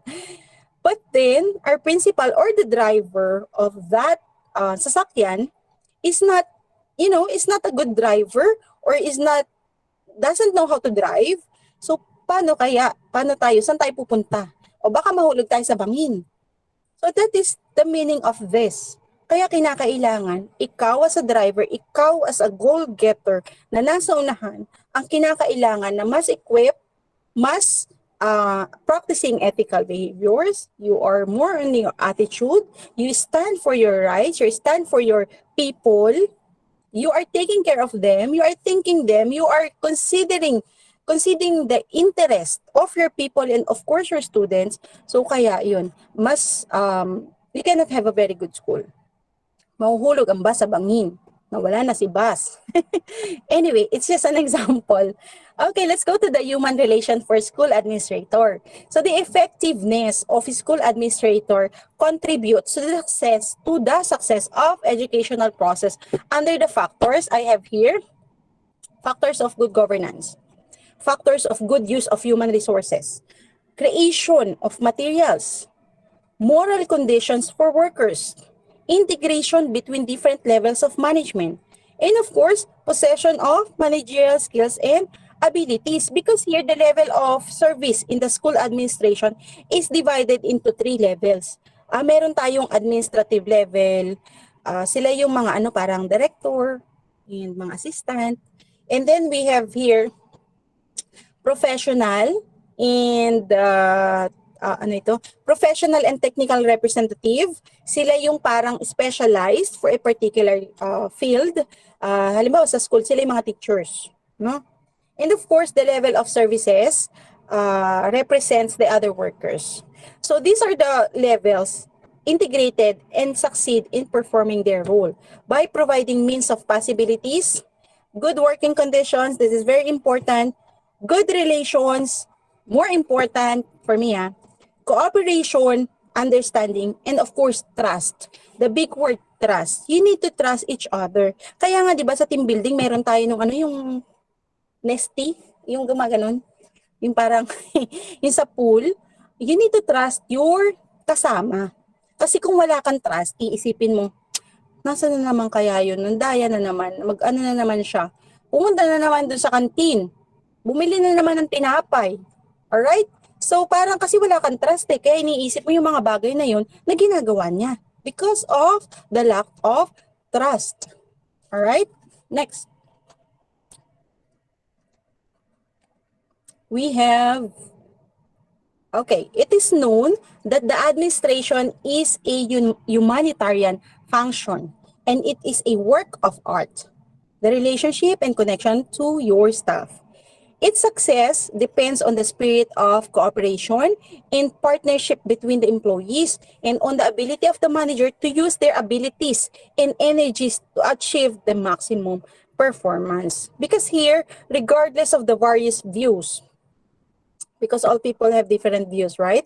The research has indicated that some school administrators are effective while others are ineffective in performing this task. Maybe the other administrators are lacking this factor. Maybe magaling nga siya, matalino siya, marami siyang ideas. Ang problema, hindi siya marunong makisama. Ang problema, gusto niya, siya lang yung nasusunod. So, nahihirapan yung mga tao na sundin siya because of that attitude. So, it's being about the human relation. The quality that consistent emerges as as being most significant in this effective of administrator is the administrator's skills in working with people in everyday situation. So, yung dealing with your staff, your people, your manpower is very important. Ang hirap magpasunod kapag hindi sila naniniwala sa'yo. Ang hirap magpasunod if they don't trust you. You need to gain their trust. It's not being demanded. No, you're not going to command them. Trust, kailangan ko yung trust mo. Kailangan naniniwala ka sa akin. You need to believe me because I am the manager. Eh, di ba ang manager nasa taas? So you need to believe what I say you will do. Hindi po ganun.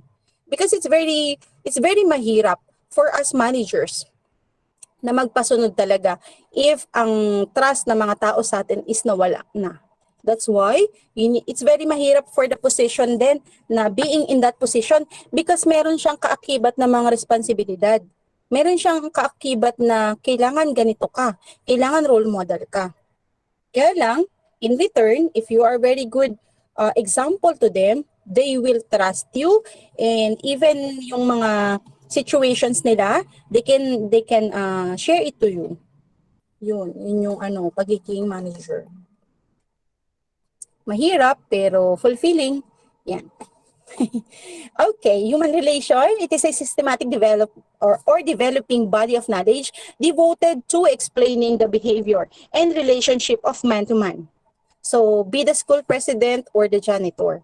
So the integration of the people into a work situation in a way that motivates them to work together productively, cooperatively, and attain economic, psychological, and social satisfaction. If you are satisfying your people, then you can get a very good result. Kahit ano pa yan, kahit feeling nila, ay, pwede na to. Because you are having a very good relationship to them, I wanna improve my work. Hindi ko babastahin yung trabaho ko. Kasi ano yan para sa amin to. Because my manager or my principal is eyeing for the betterment of the school, so I'm going to cooperate to her. Diba? You can get, parang ano yan instant, hindi mo mamamalayan that your people is giving you their best. Okay? You just need to wake them up. Definition of school manager, or administration. It is according to Get Siles, defines the school administration as the hierarchy between the principals and the subordinates. Sino ba yung mga subordinates? It's the staff, including the deputies, counselors, teachers, employees, and of course the students. The tasks assigned to each individual in the education institution are distributed within the social framework. Okay, the administrative body consisting of 3 levels. Yun nga, yung first administrative, yun yung mga manager, deputy, counselors, and mentors. And then second is the professional and technician, includes the professors or the teachers. And third is the service. So ito yung mga parang non-ACAD staff. This is all done in an atmosphere of good relations through cooperation, participation, and communication for the members of administrative apparatus. So even if they belong to the first, second, and third level or body of administration, kailangan sila ay nag-work hand in hand. They will work yung in one goal. Yan. School principal. The director of the school. According to Ahmed Ismaili Haji. So, the leader of the school work team, which includes the agents, teachers, administrative staff, and workers, who is the primary responsible for the work in the school. That is the principal. So, as a procedural definition, I have here, so he is the first man in the school administration and responsible for all the personal working with him. He exercises authority and everyone is subject to him. So he carries out administrative and technical functions and has self-skills, cognitive, technical, and humanitarian skills. Hindi pa pwedeng magaling lang. Kinakailangan marunong makisama. Hindi naman pa pwedeng magaling ka lang makisama. Diba? Everybody loves you. But if you don't have skills, paano daw matrabaho yung dapat gawin? So, kinakailangan you are equipped to all the factors that you need to possess. That's why that position has given to you, because you are qualified. So, we have here Ahmed defines the effectiveness of school administrator as the degree to which the school and its director achieve the desired educational goal. So, this definition shows that the effectiveness of the school administration is the extent to which the educational goals are achieved by both the school and the principal or the principal or factors that contribute to their achievement. Okay? Because here, the effectiveness of the school administration lies in parang exercise of the function of the management, explaining the objective, distribution and organization of tasks, coordination of opinions, and parang capacity building, yan, follow-up of actions, modifications of errors. You don't love your errors. You don't keep it. Modify it. Change it. Delete it. Alright? Based on human relations and especially their factors. Even that error is parang nakagagaan para sa'yo. The mere fact na error yon, you need to eliminate. So, not reduce, but eliminate, alisin. The need of the school's moral and material management personnel achieving satisfaction and good performance. Next. Human relationship. Human relations are defined in the lexicon of administrative science as relationship that create an atmosphere of trust, mutual respect, and cooperation between employers and workers, and aim to raise the morale of workers and increase production. Okay, human relation in the school administration are the kind of relations that exist between the school and the principal, or I mean the school principal, administration, teachers, workers, students. So, dictated by their religion and interest of their nation, creating an atmosphere of trust and mutual respect. So, ibig sabihin, those people that I've mentioned, they have mutual respect. Even if the teacher needs to respect the students. If the students is having hard time to learn, you need give extra effort for them. Hindi naman pare-parehas ang learning capability ng bawat estudyante. I experience a lot of that. Kasi dito I'm teaching college students. So I'm teaching math and computer-related subjects. So iba-iba talaga. So we need to know that. Even if you are studying before, you know that there are students na mabilis talaga. They are very quick learner and the other students are not. So you need, it's for you to analyze the situation and guide the students that needs your help. All right. Next. Okay, I have here a formula. Competency and motivation is equals to performance and proficiency. Because competent employees are the main resource for an organization in acquiring a competitive or competitive advantage. If the employees are very competent, then parang may advantage itong organization, no? Hindi na siya mahihirapang i-train, ano yung mga employees niya.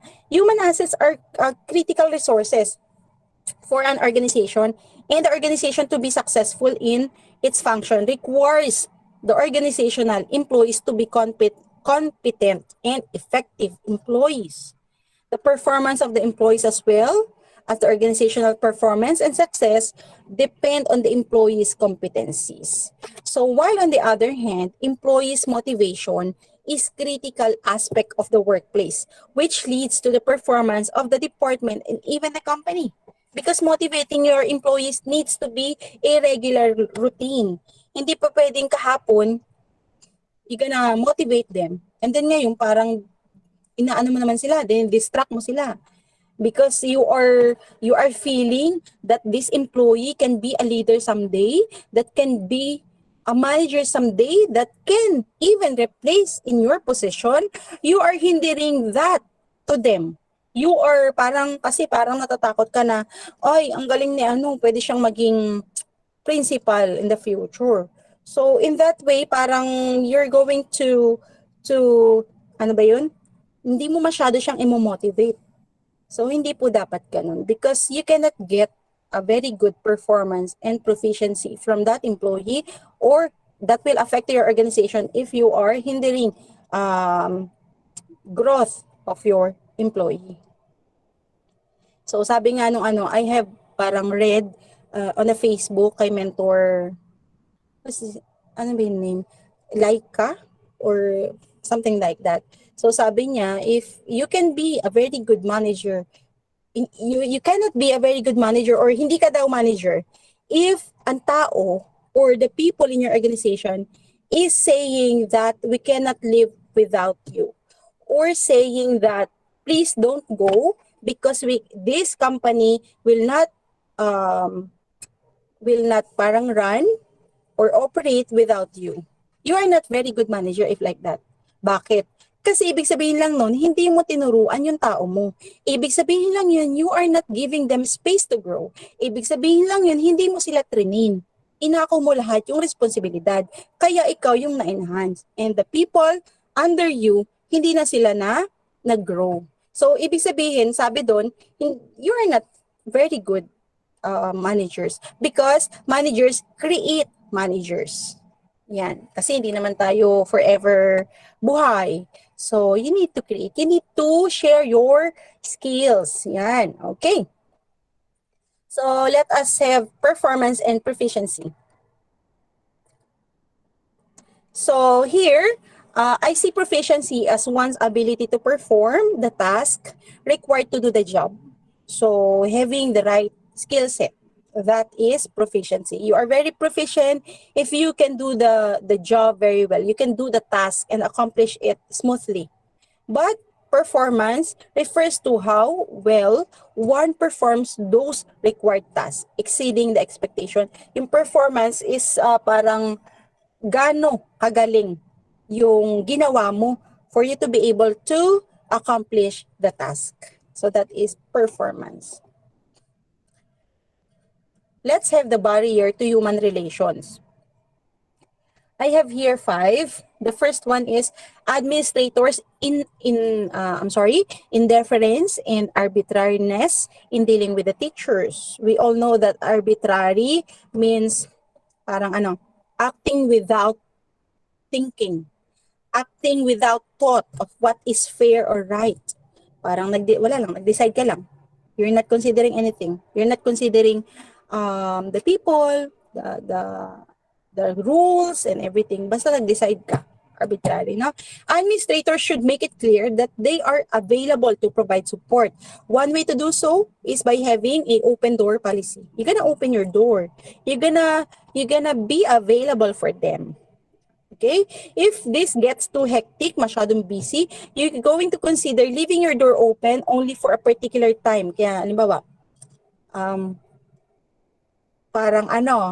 support was, how can I say, yung door mo, lalagyan mo siya ng signage, I am available for a talk at 9 a.m. to 11 a.m.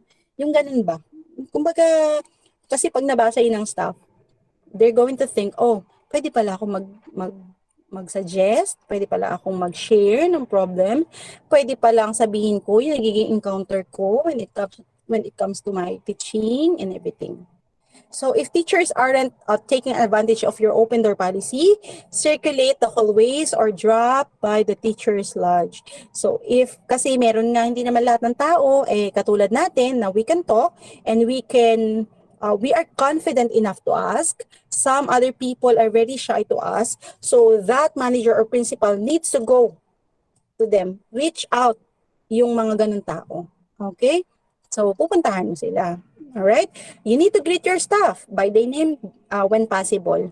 I know that the setting of the school must be parang formal, na you can greet them by their last name, something like that. Pero I think for me, it depends on the place. Let's say for example, in the cafeteria, you can greet them siguro by their name. Para iba kasi yung tawag na name basis, no, first name basis.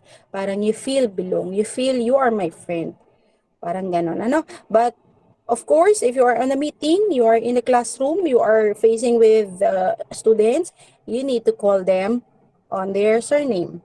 Dito kasi sa Macau, we usually call our co-staff or co-workers by their last name. I think yan din naman sa Pilipinas kasi it's a way of parang formal address to them, no? And then maybe you can ask them, oh, how are you doing? You need to be open. You build a positive culture, kumbaga, that encourages your staff to seek help when needed. Kumbaga, don't build a fence between you and the staff. Yun ang napakamahalaga. Don't build a bakod. Kasi pag may bakod, mahirapan na sila pumasok. Diba? You close your door already. Number 2, ineffective supervision and malpractices of discrimination and favoritism. The word favoritism. Alright, lack of skills or unwillingness of supervisor are the 2 major reasons of poor supervision. It's either si supervisor mo or si manager mo is lack of skill, parang she don't know what to do. On the other side is unwilling. Ayaw niyang gawin. So, yung sinasabi kong lack of skill, there are just certain situation or certain instances na meron kasi syempre hindi naman natin lahat alam what happened, what really happened. I know that there is a standard parang qualifications of hiring, but still merong ilan-ilan lang naman na sometimes they are being there because of connections and everything. So I'm just being truthful in here. Okay? So yun lang yung nakikita kong two major reasons of poor supervision kapag hindi talaga niya kayang hawakan yung tao niya. And yung isa naman is pag medyo lazy, ayaw niyang gawin. Alright? Kasi nga, syempre, pagdami kasi ng kausap, pagdami ng trabaho. So kaya sometimes, hindi na lang siya visible. Andun siya lagi sa loob ng office. It leads to good employees to leave and develops a dissatisfaction with the job among employees that shows to say when they doesn't have any choice. So ibig sabihin, if the supervision is very poor, ayun, yung ibang mga empleyado, maalis na lang. Yung iba namang natira, kasi wala lang silang choice, they need a job, they will stay, but still dissatisfied sila. Favoritism in the workplace, is exactly what it sounds like. Favoring someone not because he or she is doing a great job, but for reasons outside of the job performance. Usually, mga friendship, yung relationship mo towards your coworker naapektuhan, lalo na kung if you are the manager that cannot deal with that. Okay, let's have number 3, abusive and insubordinate attitudes. Okay, example, principals monitor teachers by situating themselves near classroom doorways. Diba? Yung if you're going to see what is happening in the classroom, maglalakad-lakad ka lang and then you're going to observe, okay? Listening in an online classes like ganito. They can listen to you if they are they are evaluating or monitoring, minomonitor ka ni principal. Okay? So the principal manipulate other faculty. So ito parang natitreat niya na abusive at saka insubordinate attitudes. Let's say for example, si principal naman yung nakakommit nito, no? Principal manipulated other faculty. Or it can be teacher to teacher relationship. Halimbawa, friend mo si ganito. And then the teacher will ask you about this. Is this teacher did this in the situation? Halimbawa, may nagsumbong na estudyante, no? Ikaw naman, because you are a friend, yun, pinagtakpan mo na. So, it cannot be like that, no? So, teachers were accused, or example din naman, teachers were accused of stealing items. Or example, journals, food, and equipment, yan. So, it's an abusive and insubordinate attitudes. So, making unreasonable demands. Because sometimes, other principals, overloaded teachers with extra work and responsibilities. So, in several cases, sometimes yung mga manager pa nga is force their staff to do their work. Even if that is their work, yun, pinapagawa na sa downline nila. So, yun, medyo mahirap po yun because in that case, if hindi naman ganun ka-equip ang gagawa or hindi naman ganun ka-willing yung gagawa, then magkaka-error lang yung report or yung task na pinapagawa mo. Alright? So, and then what else? Number 4, inadequate wages or salaries, unfair company personnel policy, poor working conditions, and lack of job security, stability of employment. So, hindi nagkakaroon ng magandang relationship if merong ganito. Because as teachers, I believe that based dun sa guidelines, the positions of the teachers is okay when it comes to their salary or wages. Kaya lang syempre, teachers, I know that teachers are very passionate to do their job. They are, giving extra effort or setting extra budget for their students. Mapagmahal kasi tayo. We are very loving and caring. Kaya sometimes, if we see some students are not, financially capable of providing him or himself a, halimbawa, ballpen, notebook, or merienda, mga ganyan, di ba? Or even yung ibang pangangailangan nila, we tend to share. Okay? That is voluntary naman. Depende na po sa atin. Lack of opportunity for advancement and self-improvement, recognition of workers. So here for me, in my own perspective, there's a lot of opportunity in the world, actually. There's a lot. All you have to do is just to grab it, the first. Okay? Alam mo, may dumating na opportunity sa'yo, you grab it na. Don't don't take it easy. You grab it now. Once it was given to you, they believe in your capability, they believe in you, they believe in your skills, you grab it. Okay? The first and foremost that, believe in yourself, in your skills, is yourself. Kung nakita na ibang tao, bakit hindi natin makita? Alright? So, are you familiar with the phrase, opportunity knocks only once? For me, this is true. Ang dami ko masyadong paniniwala, no? Anyway, kasi to, it helps me a lot in dealing with the situations. Kasi dito, let's have an example. Your managers give you a task, gives you an assignment, give you an opportunity, give you a chance to be a moderator. Halimbawa, magkakaroon kayo ng seminar dyan sa organization mo.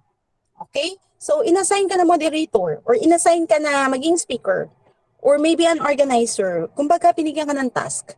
Bakit? Because the manager is believing in your capability. Kasi hindi naman niya ibibigay sa'yo, hindi ka niya maiisip.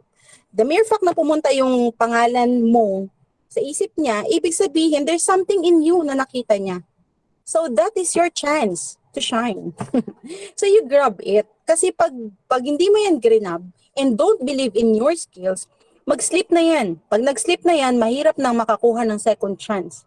Actually, kasi bakit? Sa sunod na seminar, maaalala ng manager mo that you are, hindi naman rejecting parang you are scared, parang for a particular task, hindi niya na maaalala yung pangalan mo. Naalala niya yung pangalan mo because of not taking the challenge.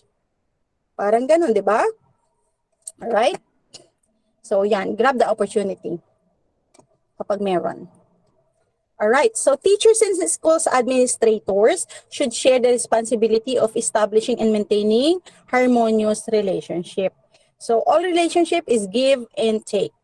No, it cannot be take. It cannot be also give and give and give. If you're going to give a lot, you tend to give and another give and give and give. Madidrain ka, for sure. It's a cyclic system. It's a cyclic pattern. If you take, then you give. If someone takes it, then she must also give. Para umiikot yung energy, yung idea, yung positivity. Alright? So the school administrator should practice responsiveness. If you want to practice responsive leadership, you must be present. When having meetings or informal conversations with the educators, make sure that you need to turn off your phones or at least you parang face it down. Yung hindi yung nagsasalita siya dyan, cellphone ka ng cellphone, you are not listening. 'Di ba? As a person that is talking, parang nakaka-insult. 'Di ba? Parang you feel very bad because you take an effort to talk, to give your insights, to give your parang ideas, 'di ba? And if that person or that manager is not listening to you, nakaka-down. Next time, you're not going to give any suggestions anymore. So, yun, hindi na magkakaroon ng parang brainstorming kasi Hindi ka magkakaroon ng ibang idea. Nahihinder mo na yung mga pwedeng mangyari na mas maganda, di ba? Alright? So, refrain from using any type of tech device unless using them in irrelevant to the conversation. Kung may gusto ka i-present, then you use it. Pero if not, don't use it. Yan. Okay, because that means you are ready to give your complete attention and respect. It's just being respectful to other. Okay, so school administrators should cooperate to others and in turn gets cooperation. 'Di ba ano yan, parang ano yan eh, parang it's not domino effect eh. Basta parang if you give, then you can get. Parang it's a mirror. If you're facing the mirror, what you see is what you get. Parang you can get in return yan. Cooperate with others and in turn gets a cooperation. Cooperation is really a big word. It is together with the word trust. Okay? Because if you cannot impose cooperations within the team, of course you cannot have a very good organization. So teachers and schools administrators should work hand in hand for the interest of the student. Because here, should share information, knowledge, credit, and decisions and problems. We need to be open. Even if it's problem or we are facing this kind of problem, do you have any good idea to solve it? So yun.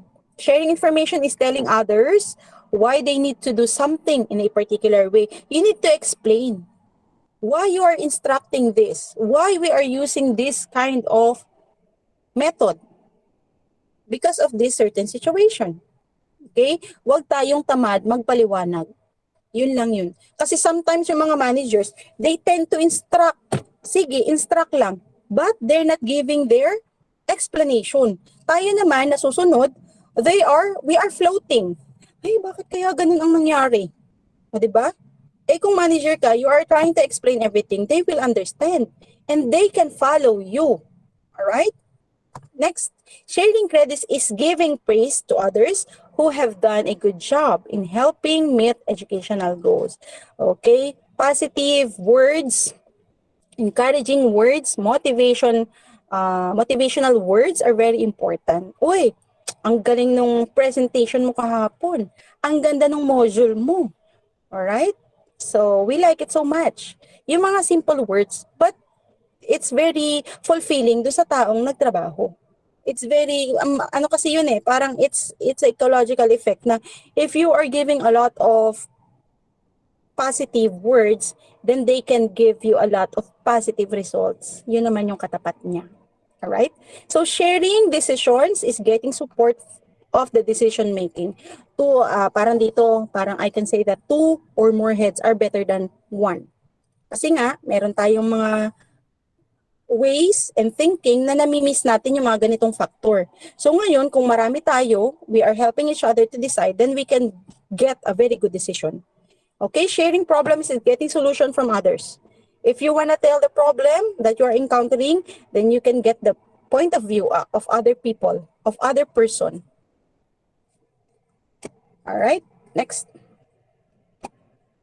Okay, in summary, human relations for school administrators is the integration of people into work situation in a way that motivates them to work together productively, cooperatively, and attain economic, psychological, and social dissatisfaction. I'm just going to make it a little bit quick. All right, so how school manager influence others? Because being a school manager can be a very good influencer. Di ba yung parang naririnig rin yung sa TikTok? TikTok influencer, yan. Okay. So, yun, may mga ganun dapat na you need to influence the people.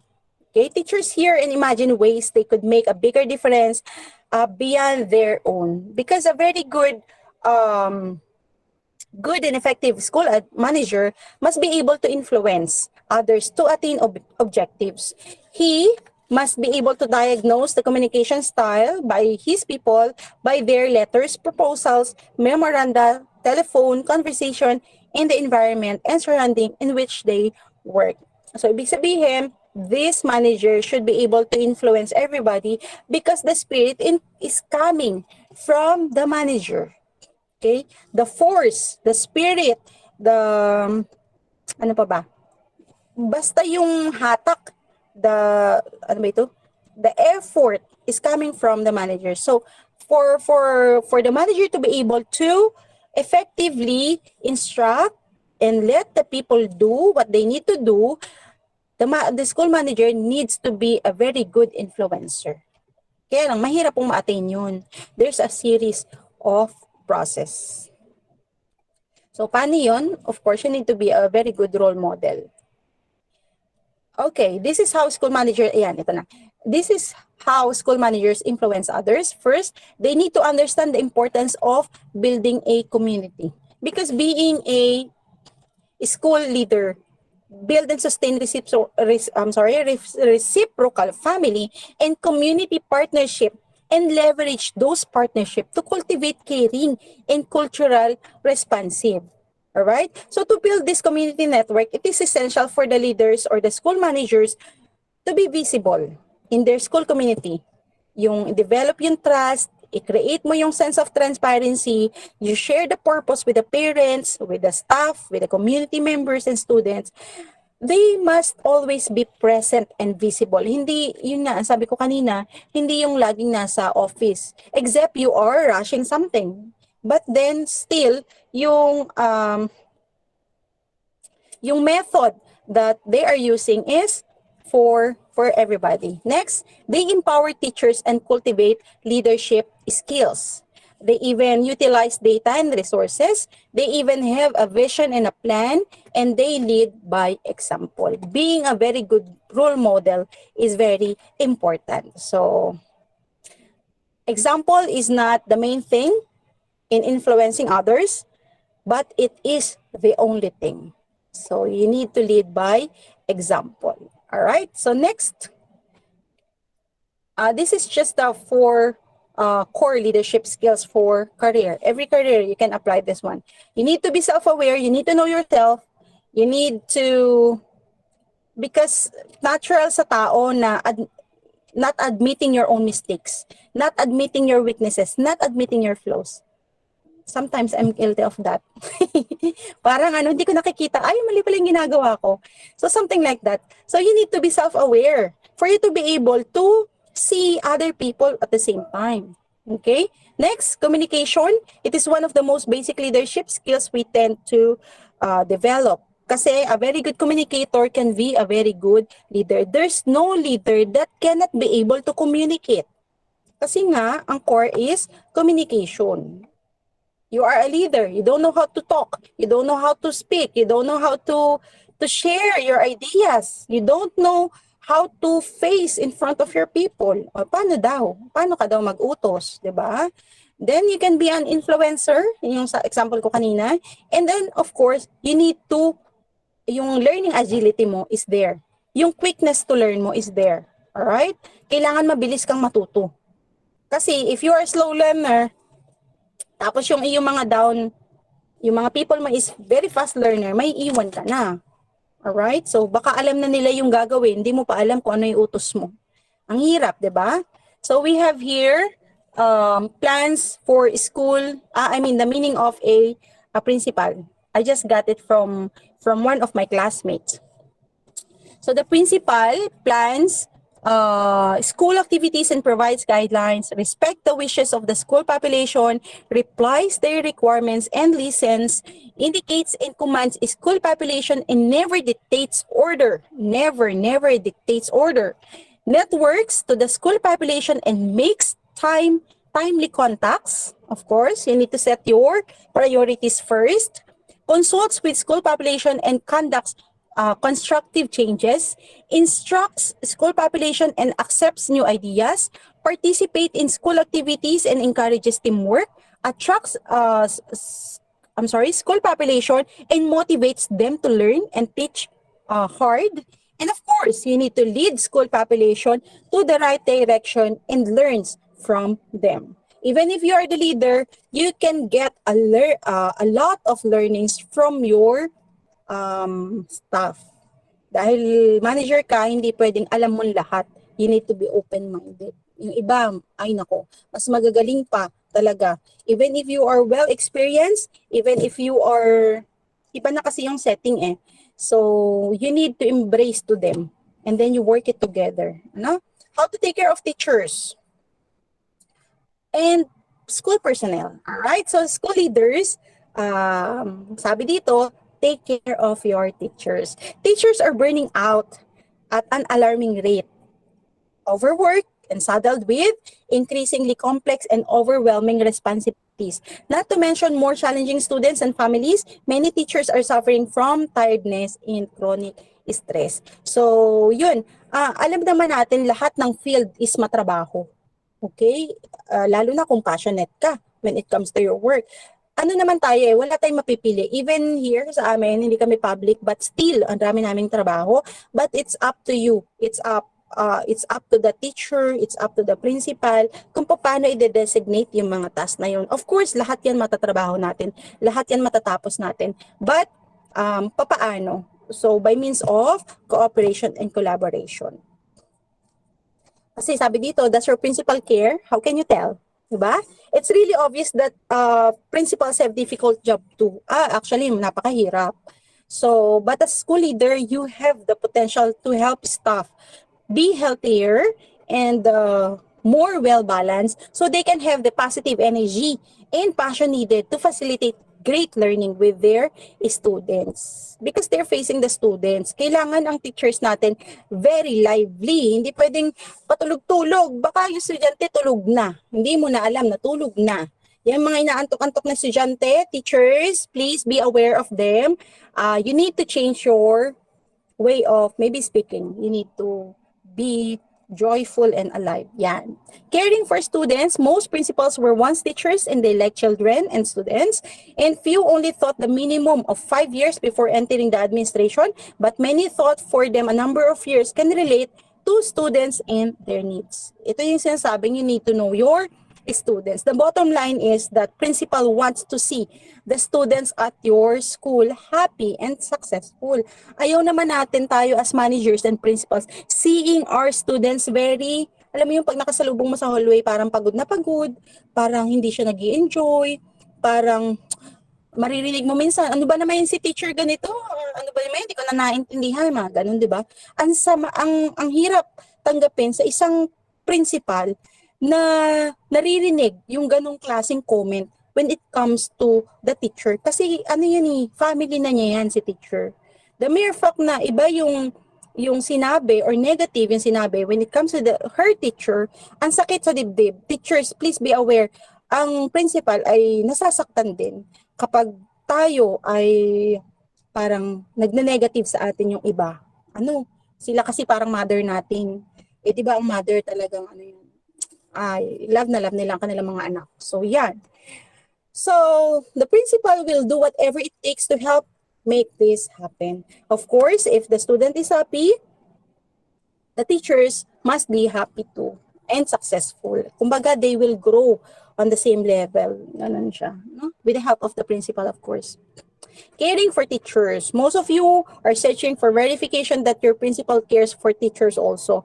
Actually, you don't need to search for the verification because it has been verified. Because they will not get into a position na they will not care for the teachers because nanggaling sila dyan Diba? They experience it. They learn from it. They feel it. Alright?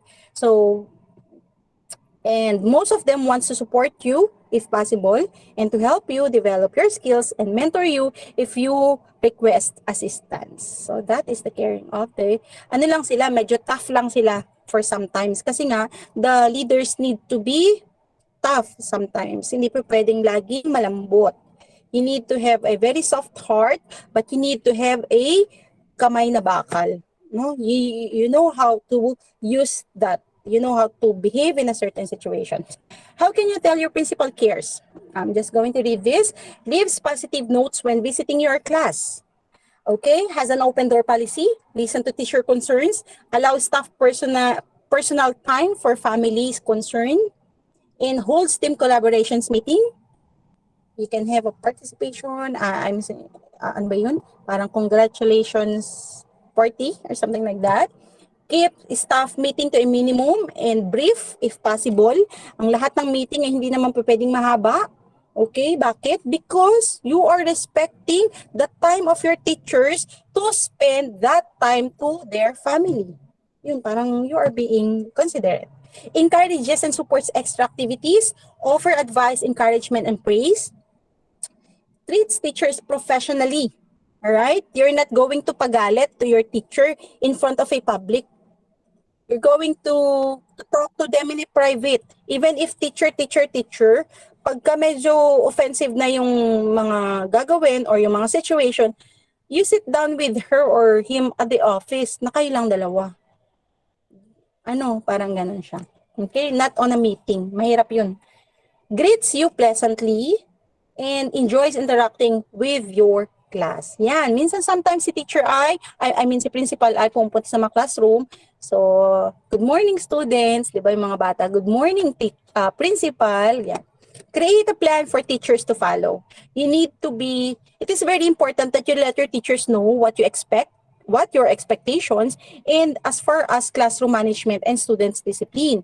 So your teacher should know what kind of discipline issues you expect them to handle in class and what issues you expect them to send to your office. So kailangan na filter down ni teacher kung ano ba yung mga issues na kailangan iakyat pa sa'yo at yung mga kaya na nilang is-solve by themselves. They should also know what consequences are acceptable for them to hand out when dealing with the students' discipline problems. They need to be informed. Okay, I have here, too often we forgot that discipline really means to teach, not to punish. Okay, so a disciple is a student, not a recipient of behavioral consequences.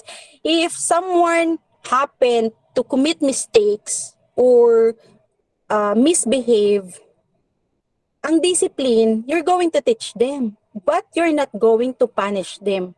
Because disciplining a student or teacher or staff it means that teaching them. Halimbawa, ikaw, role employee ka or model employee ka, you are a role model principal. You're gonna show them kung ano yung kinakailangan dapat nilang i-behave. 'Di ba? Okay? So, the above-mentioned code is reminder on a strict implementation of discipline some decades ago. Actually, matagal na ito eh. It serves as a reminder to the Policy-Making Committee of Educational Institution on the essence of discipline in teaching-learning process. There's a lot of factors na you need to consider.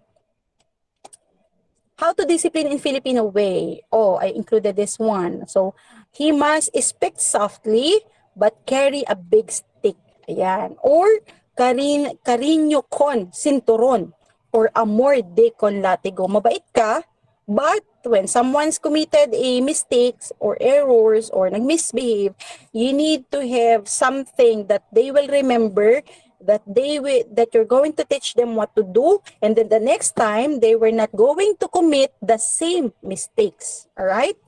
Because committing the same mistakes more than once, ay nako, iba na yun. Ibig sabihin, you are not learning, you are not, Here, how school administrators should enforce discipline in a Philippine setting, because disciplining Filipino style demands firmness and kindness on the part of the school administrator. It requires trust and diligence. Because of the parang Filipino values, we have bipolarity. A school administration in the Philippine setting must trust the school teachers, personnel, staff, and students like angels. But you need to watch them like a devils. I'm sorry for the word, but you need to be friends with them. Pero kapag may pagkakataon na kinakailangan mo silang turuan, you need to be strict. Okay, for the summary, I'm ending this na. For the summary, a teacher's teaching efficiency or a school personnel urge to work harder to improve his work depends on how he feels, if he is tired or not, his present state of health, and anything that motivates him to work or otherwise distract the attention at a certain time. So using financial incentives like increasing salaries may have temporarily effect, and its effectiveness also depends on the factors mentioned. So it may serve as a good means of attracting teachers and school to do their best. However, an individual's capacity is only up to a certain level depending on the kind of work, no matter how much he is motivated to do more. So, yun nga, kailangan, kahit pa mataas, actually, we have a lot of employees here na kahit pa mataas yung salary, iniiwan talaga yung company, iniiwan yung yung trabaho, because of the environment, because of the management style. How to implement employee performance appraisal and maintenance system in a school. Actually, I have here Cecilia Apostol Fortuna, the role of Filipino values on HRM functions. We try very hard to maintain a very good staff. At first, we light the fire in our employees. If it fails, we light fire under them. Okay? And if it fails, we fire them. Ayan, tinanggal na. Alright, lights fire, it's a step taken or in form of incentives or challenges or responsibilities given.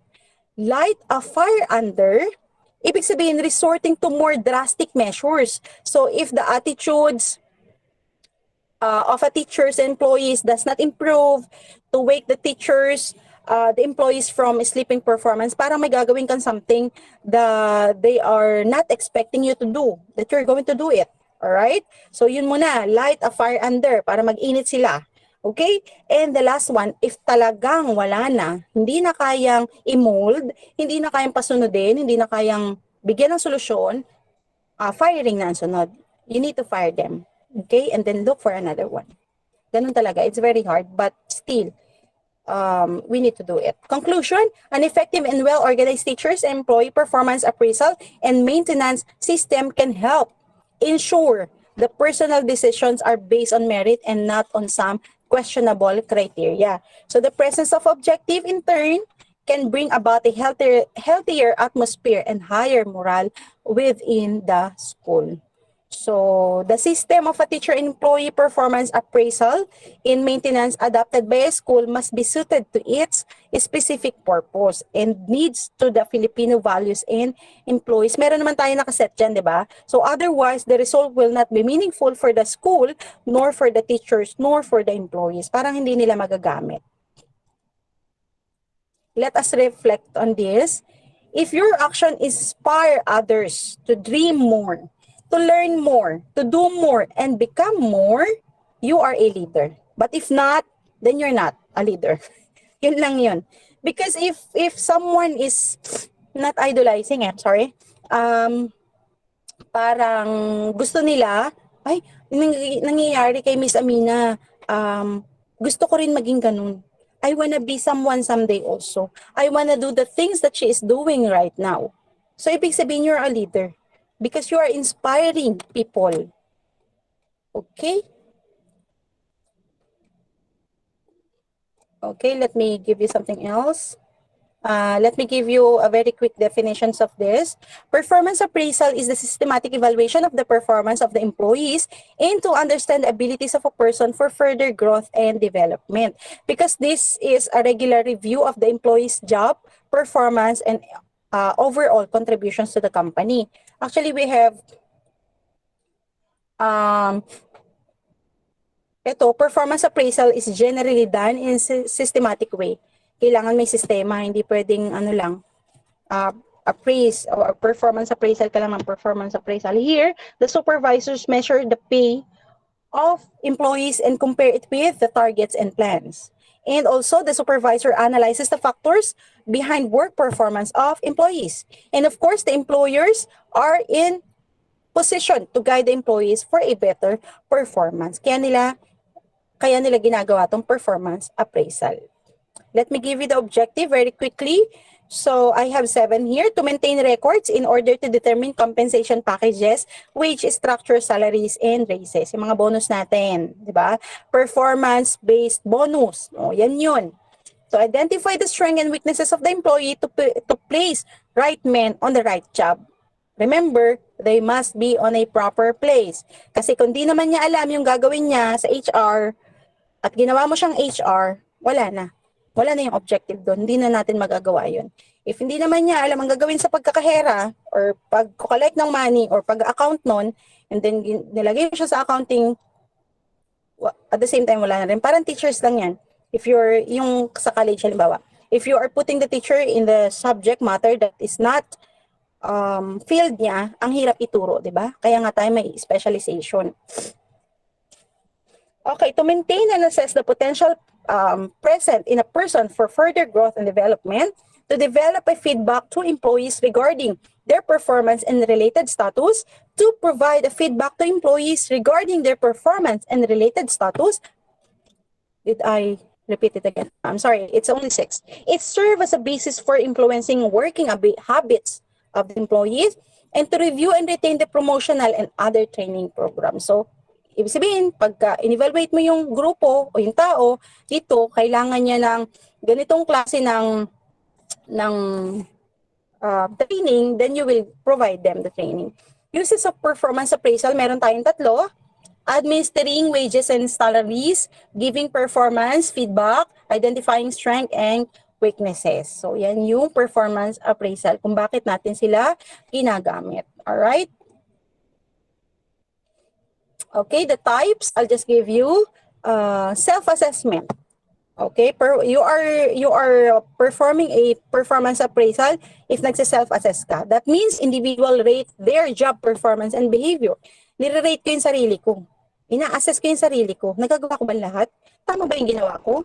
Okay? And the next peer assessment, an individual's work group or co-workers rate their performance. So, usually, yung co-worker mo, the same level, and na mag-i-evaluate sa'yo. Na mag-a-assess sa'yo, rather. 360-degree feedback system. This includes input from the individual supervisor and peers. So, ibig sabihin, ito kasi parang hindi lang yung supervisor nag-i-evaluate sa baba. Sometimes yung baba nag-i-evaluate din sa taas. Ganun po yun. Para malaman, syempre, yung performance ng mga top management.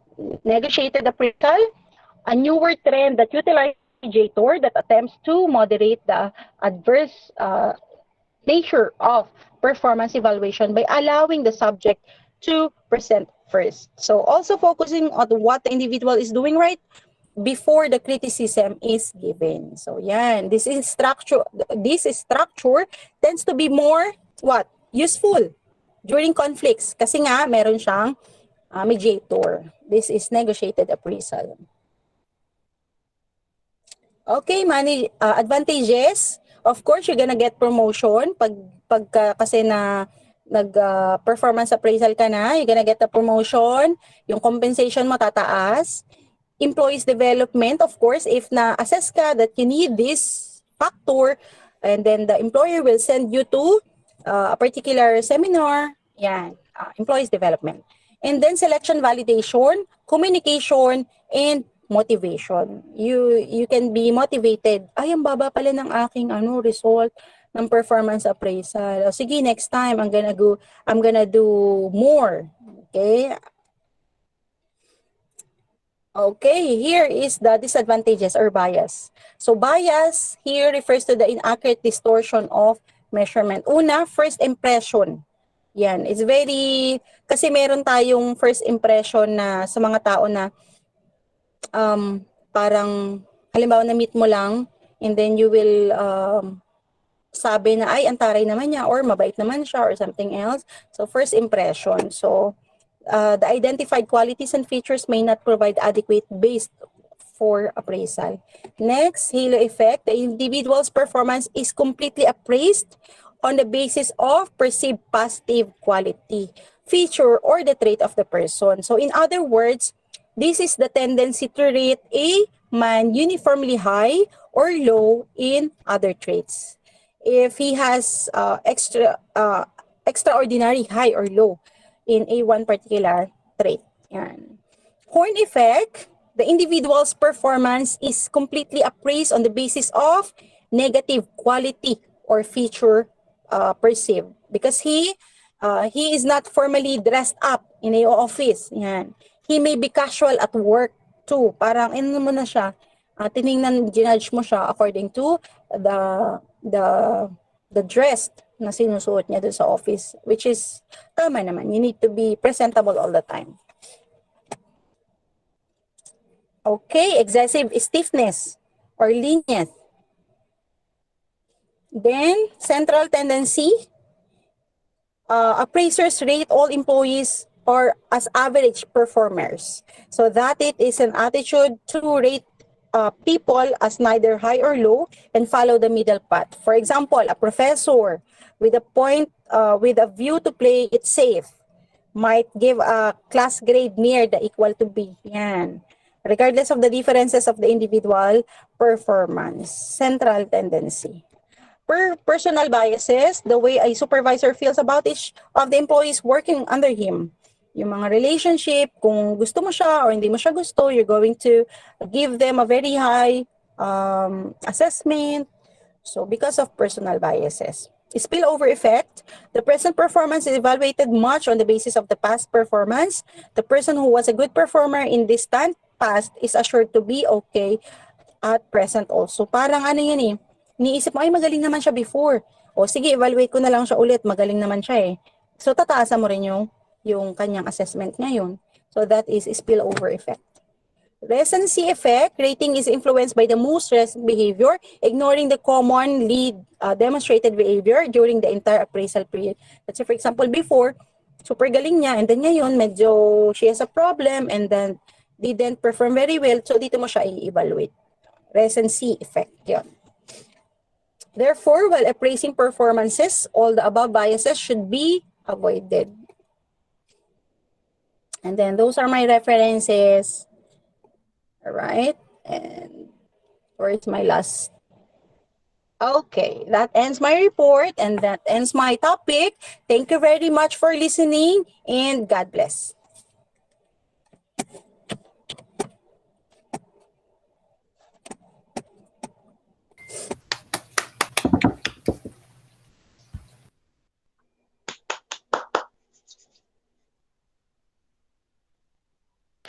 Thank you, ma'am. Thank you po and congratulations.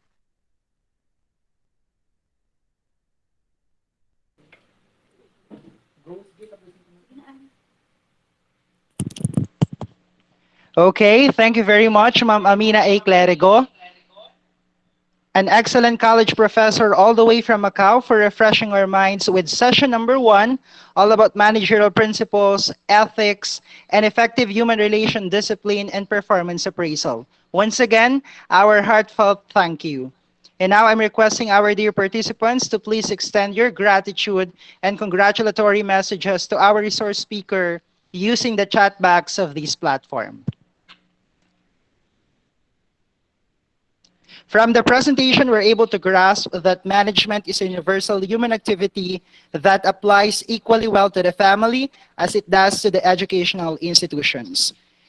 It was highly stressed that these concepts discussed will probably improve our understanding. From the knowledge of principles, managers get indication on how to manage an organization. The principles enable managers to decide what should be done, to accomplish given tasks, and to handle situations which may arise in management. These principles make managers more efficient. Once again, thank you very much, Ma'am Amina A. Clerigo.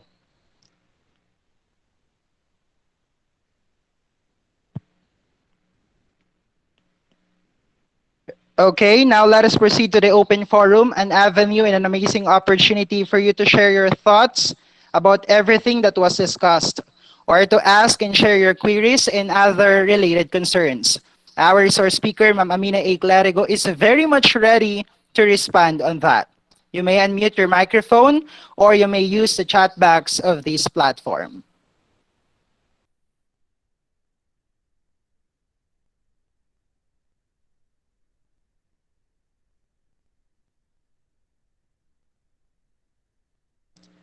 Okay, while waiting for the questions coming from our participants, let's hear some of the congratulatory messages of our dear participants. From Sir Jonel Paulino, very well said. Ever since, talagang nakikinig ako kay ma'am. So from Ma'am Melanie Valiesa, congrats po Ma'am Amina, thank you. We also have thank you po from Ma'am Rachel Joy Alvaro. Same goes to Sir Efsa LG Marcelo and Ma'am Jasmine Sombra Perez. Thank you very much po for your responses. We also received some congratulatory messages from Ma'am Maridel Tovilio, also from Bon Jovi L. Leco, and we also have from the Education Program Supervisor of Occidental Mindoro for Kindergarten, Ma'am Jovita Pakibot. Thank you so much for that very comprehensive discussion. Congratulations po. We also have thank you, ma'am. Congratulations from Ma'am Judith Ann Buhat. Well, I think Ma'am Judith is from TESDA. Thank you very much, ma'am, for virtually gracing our webinar.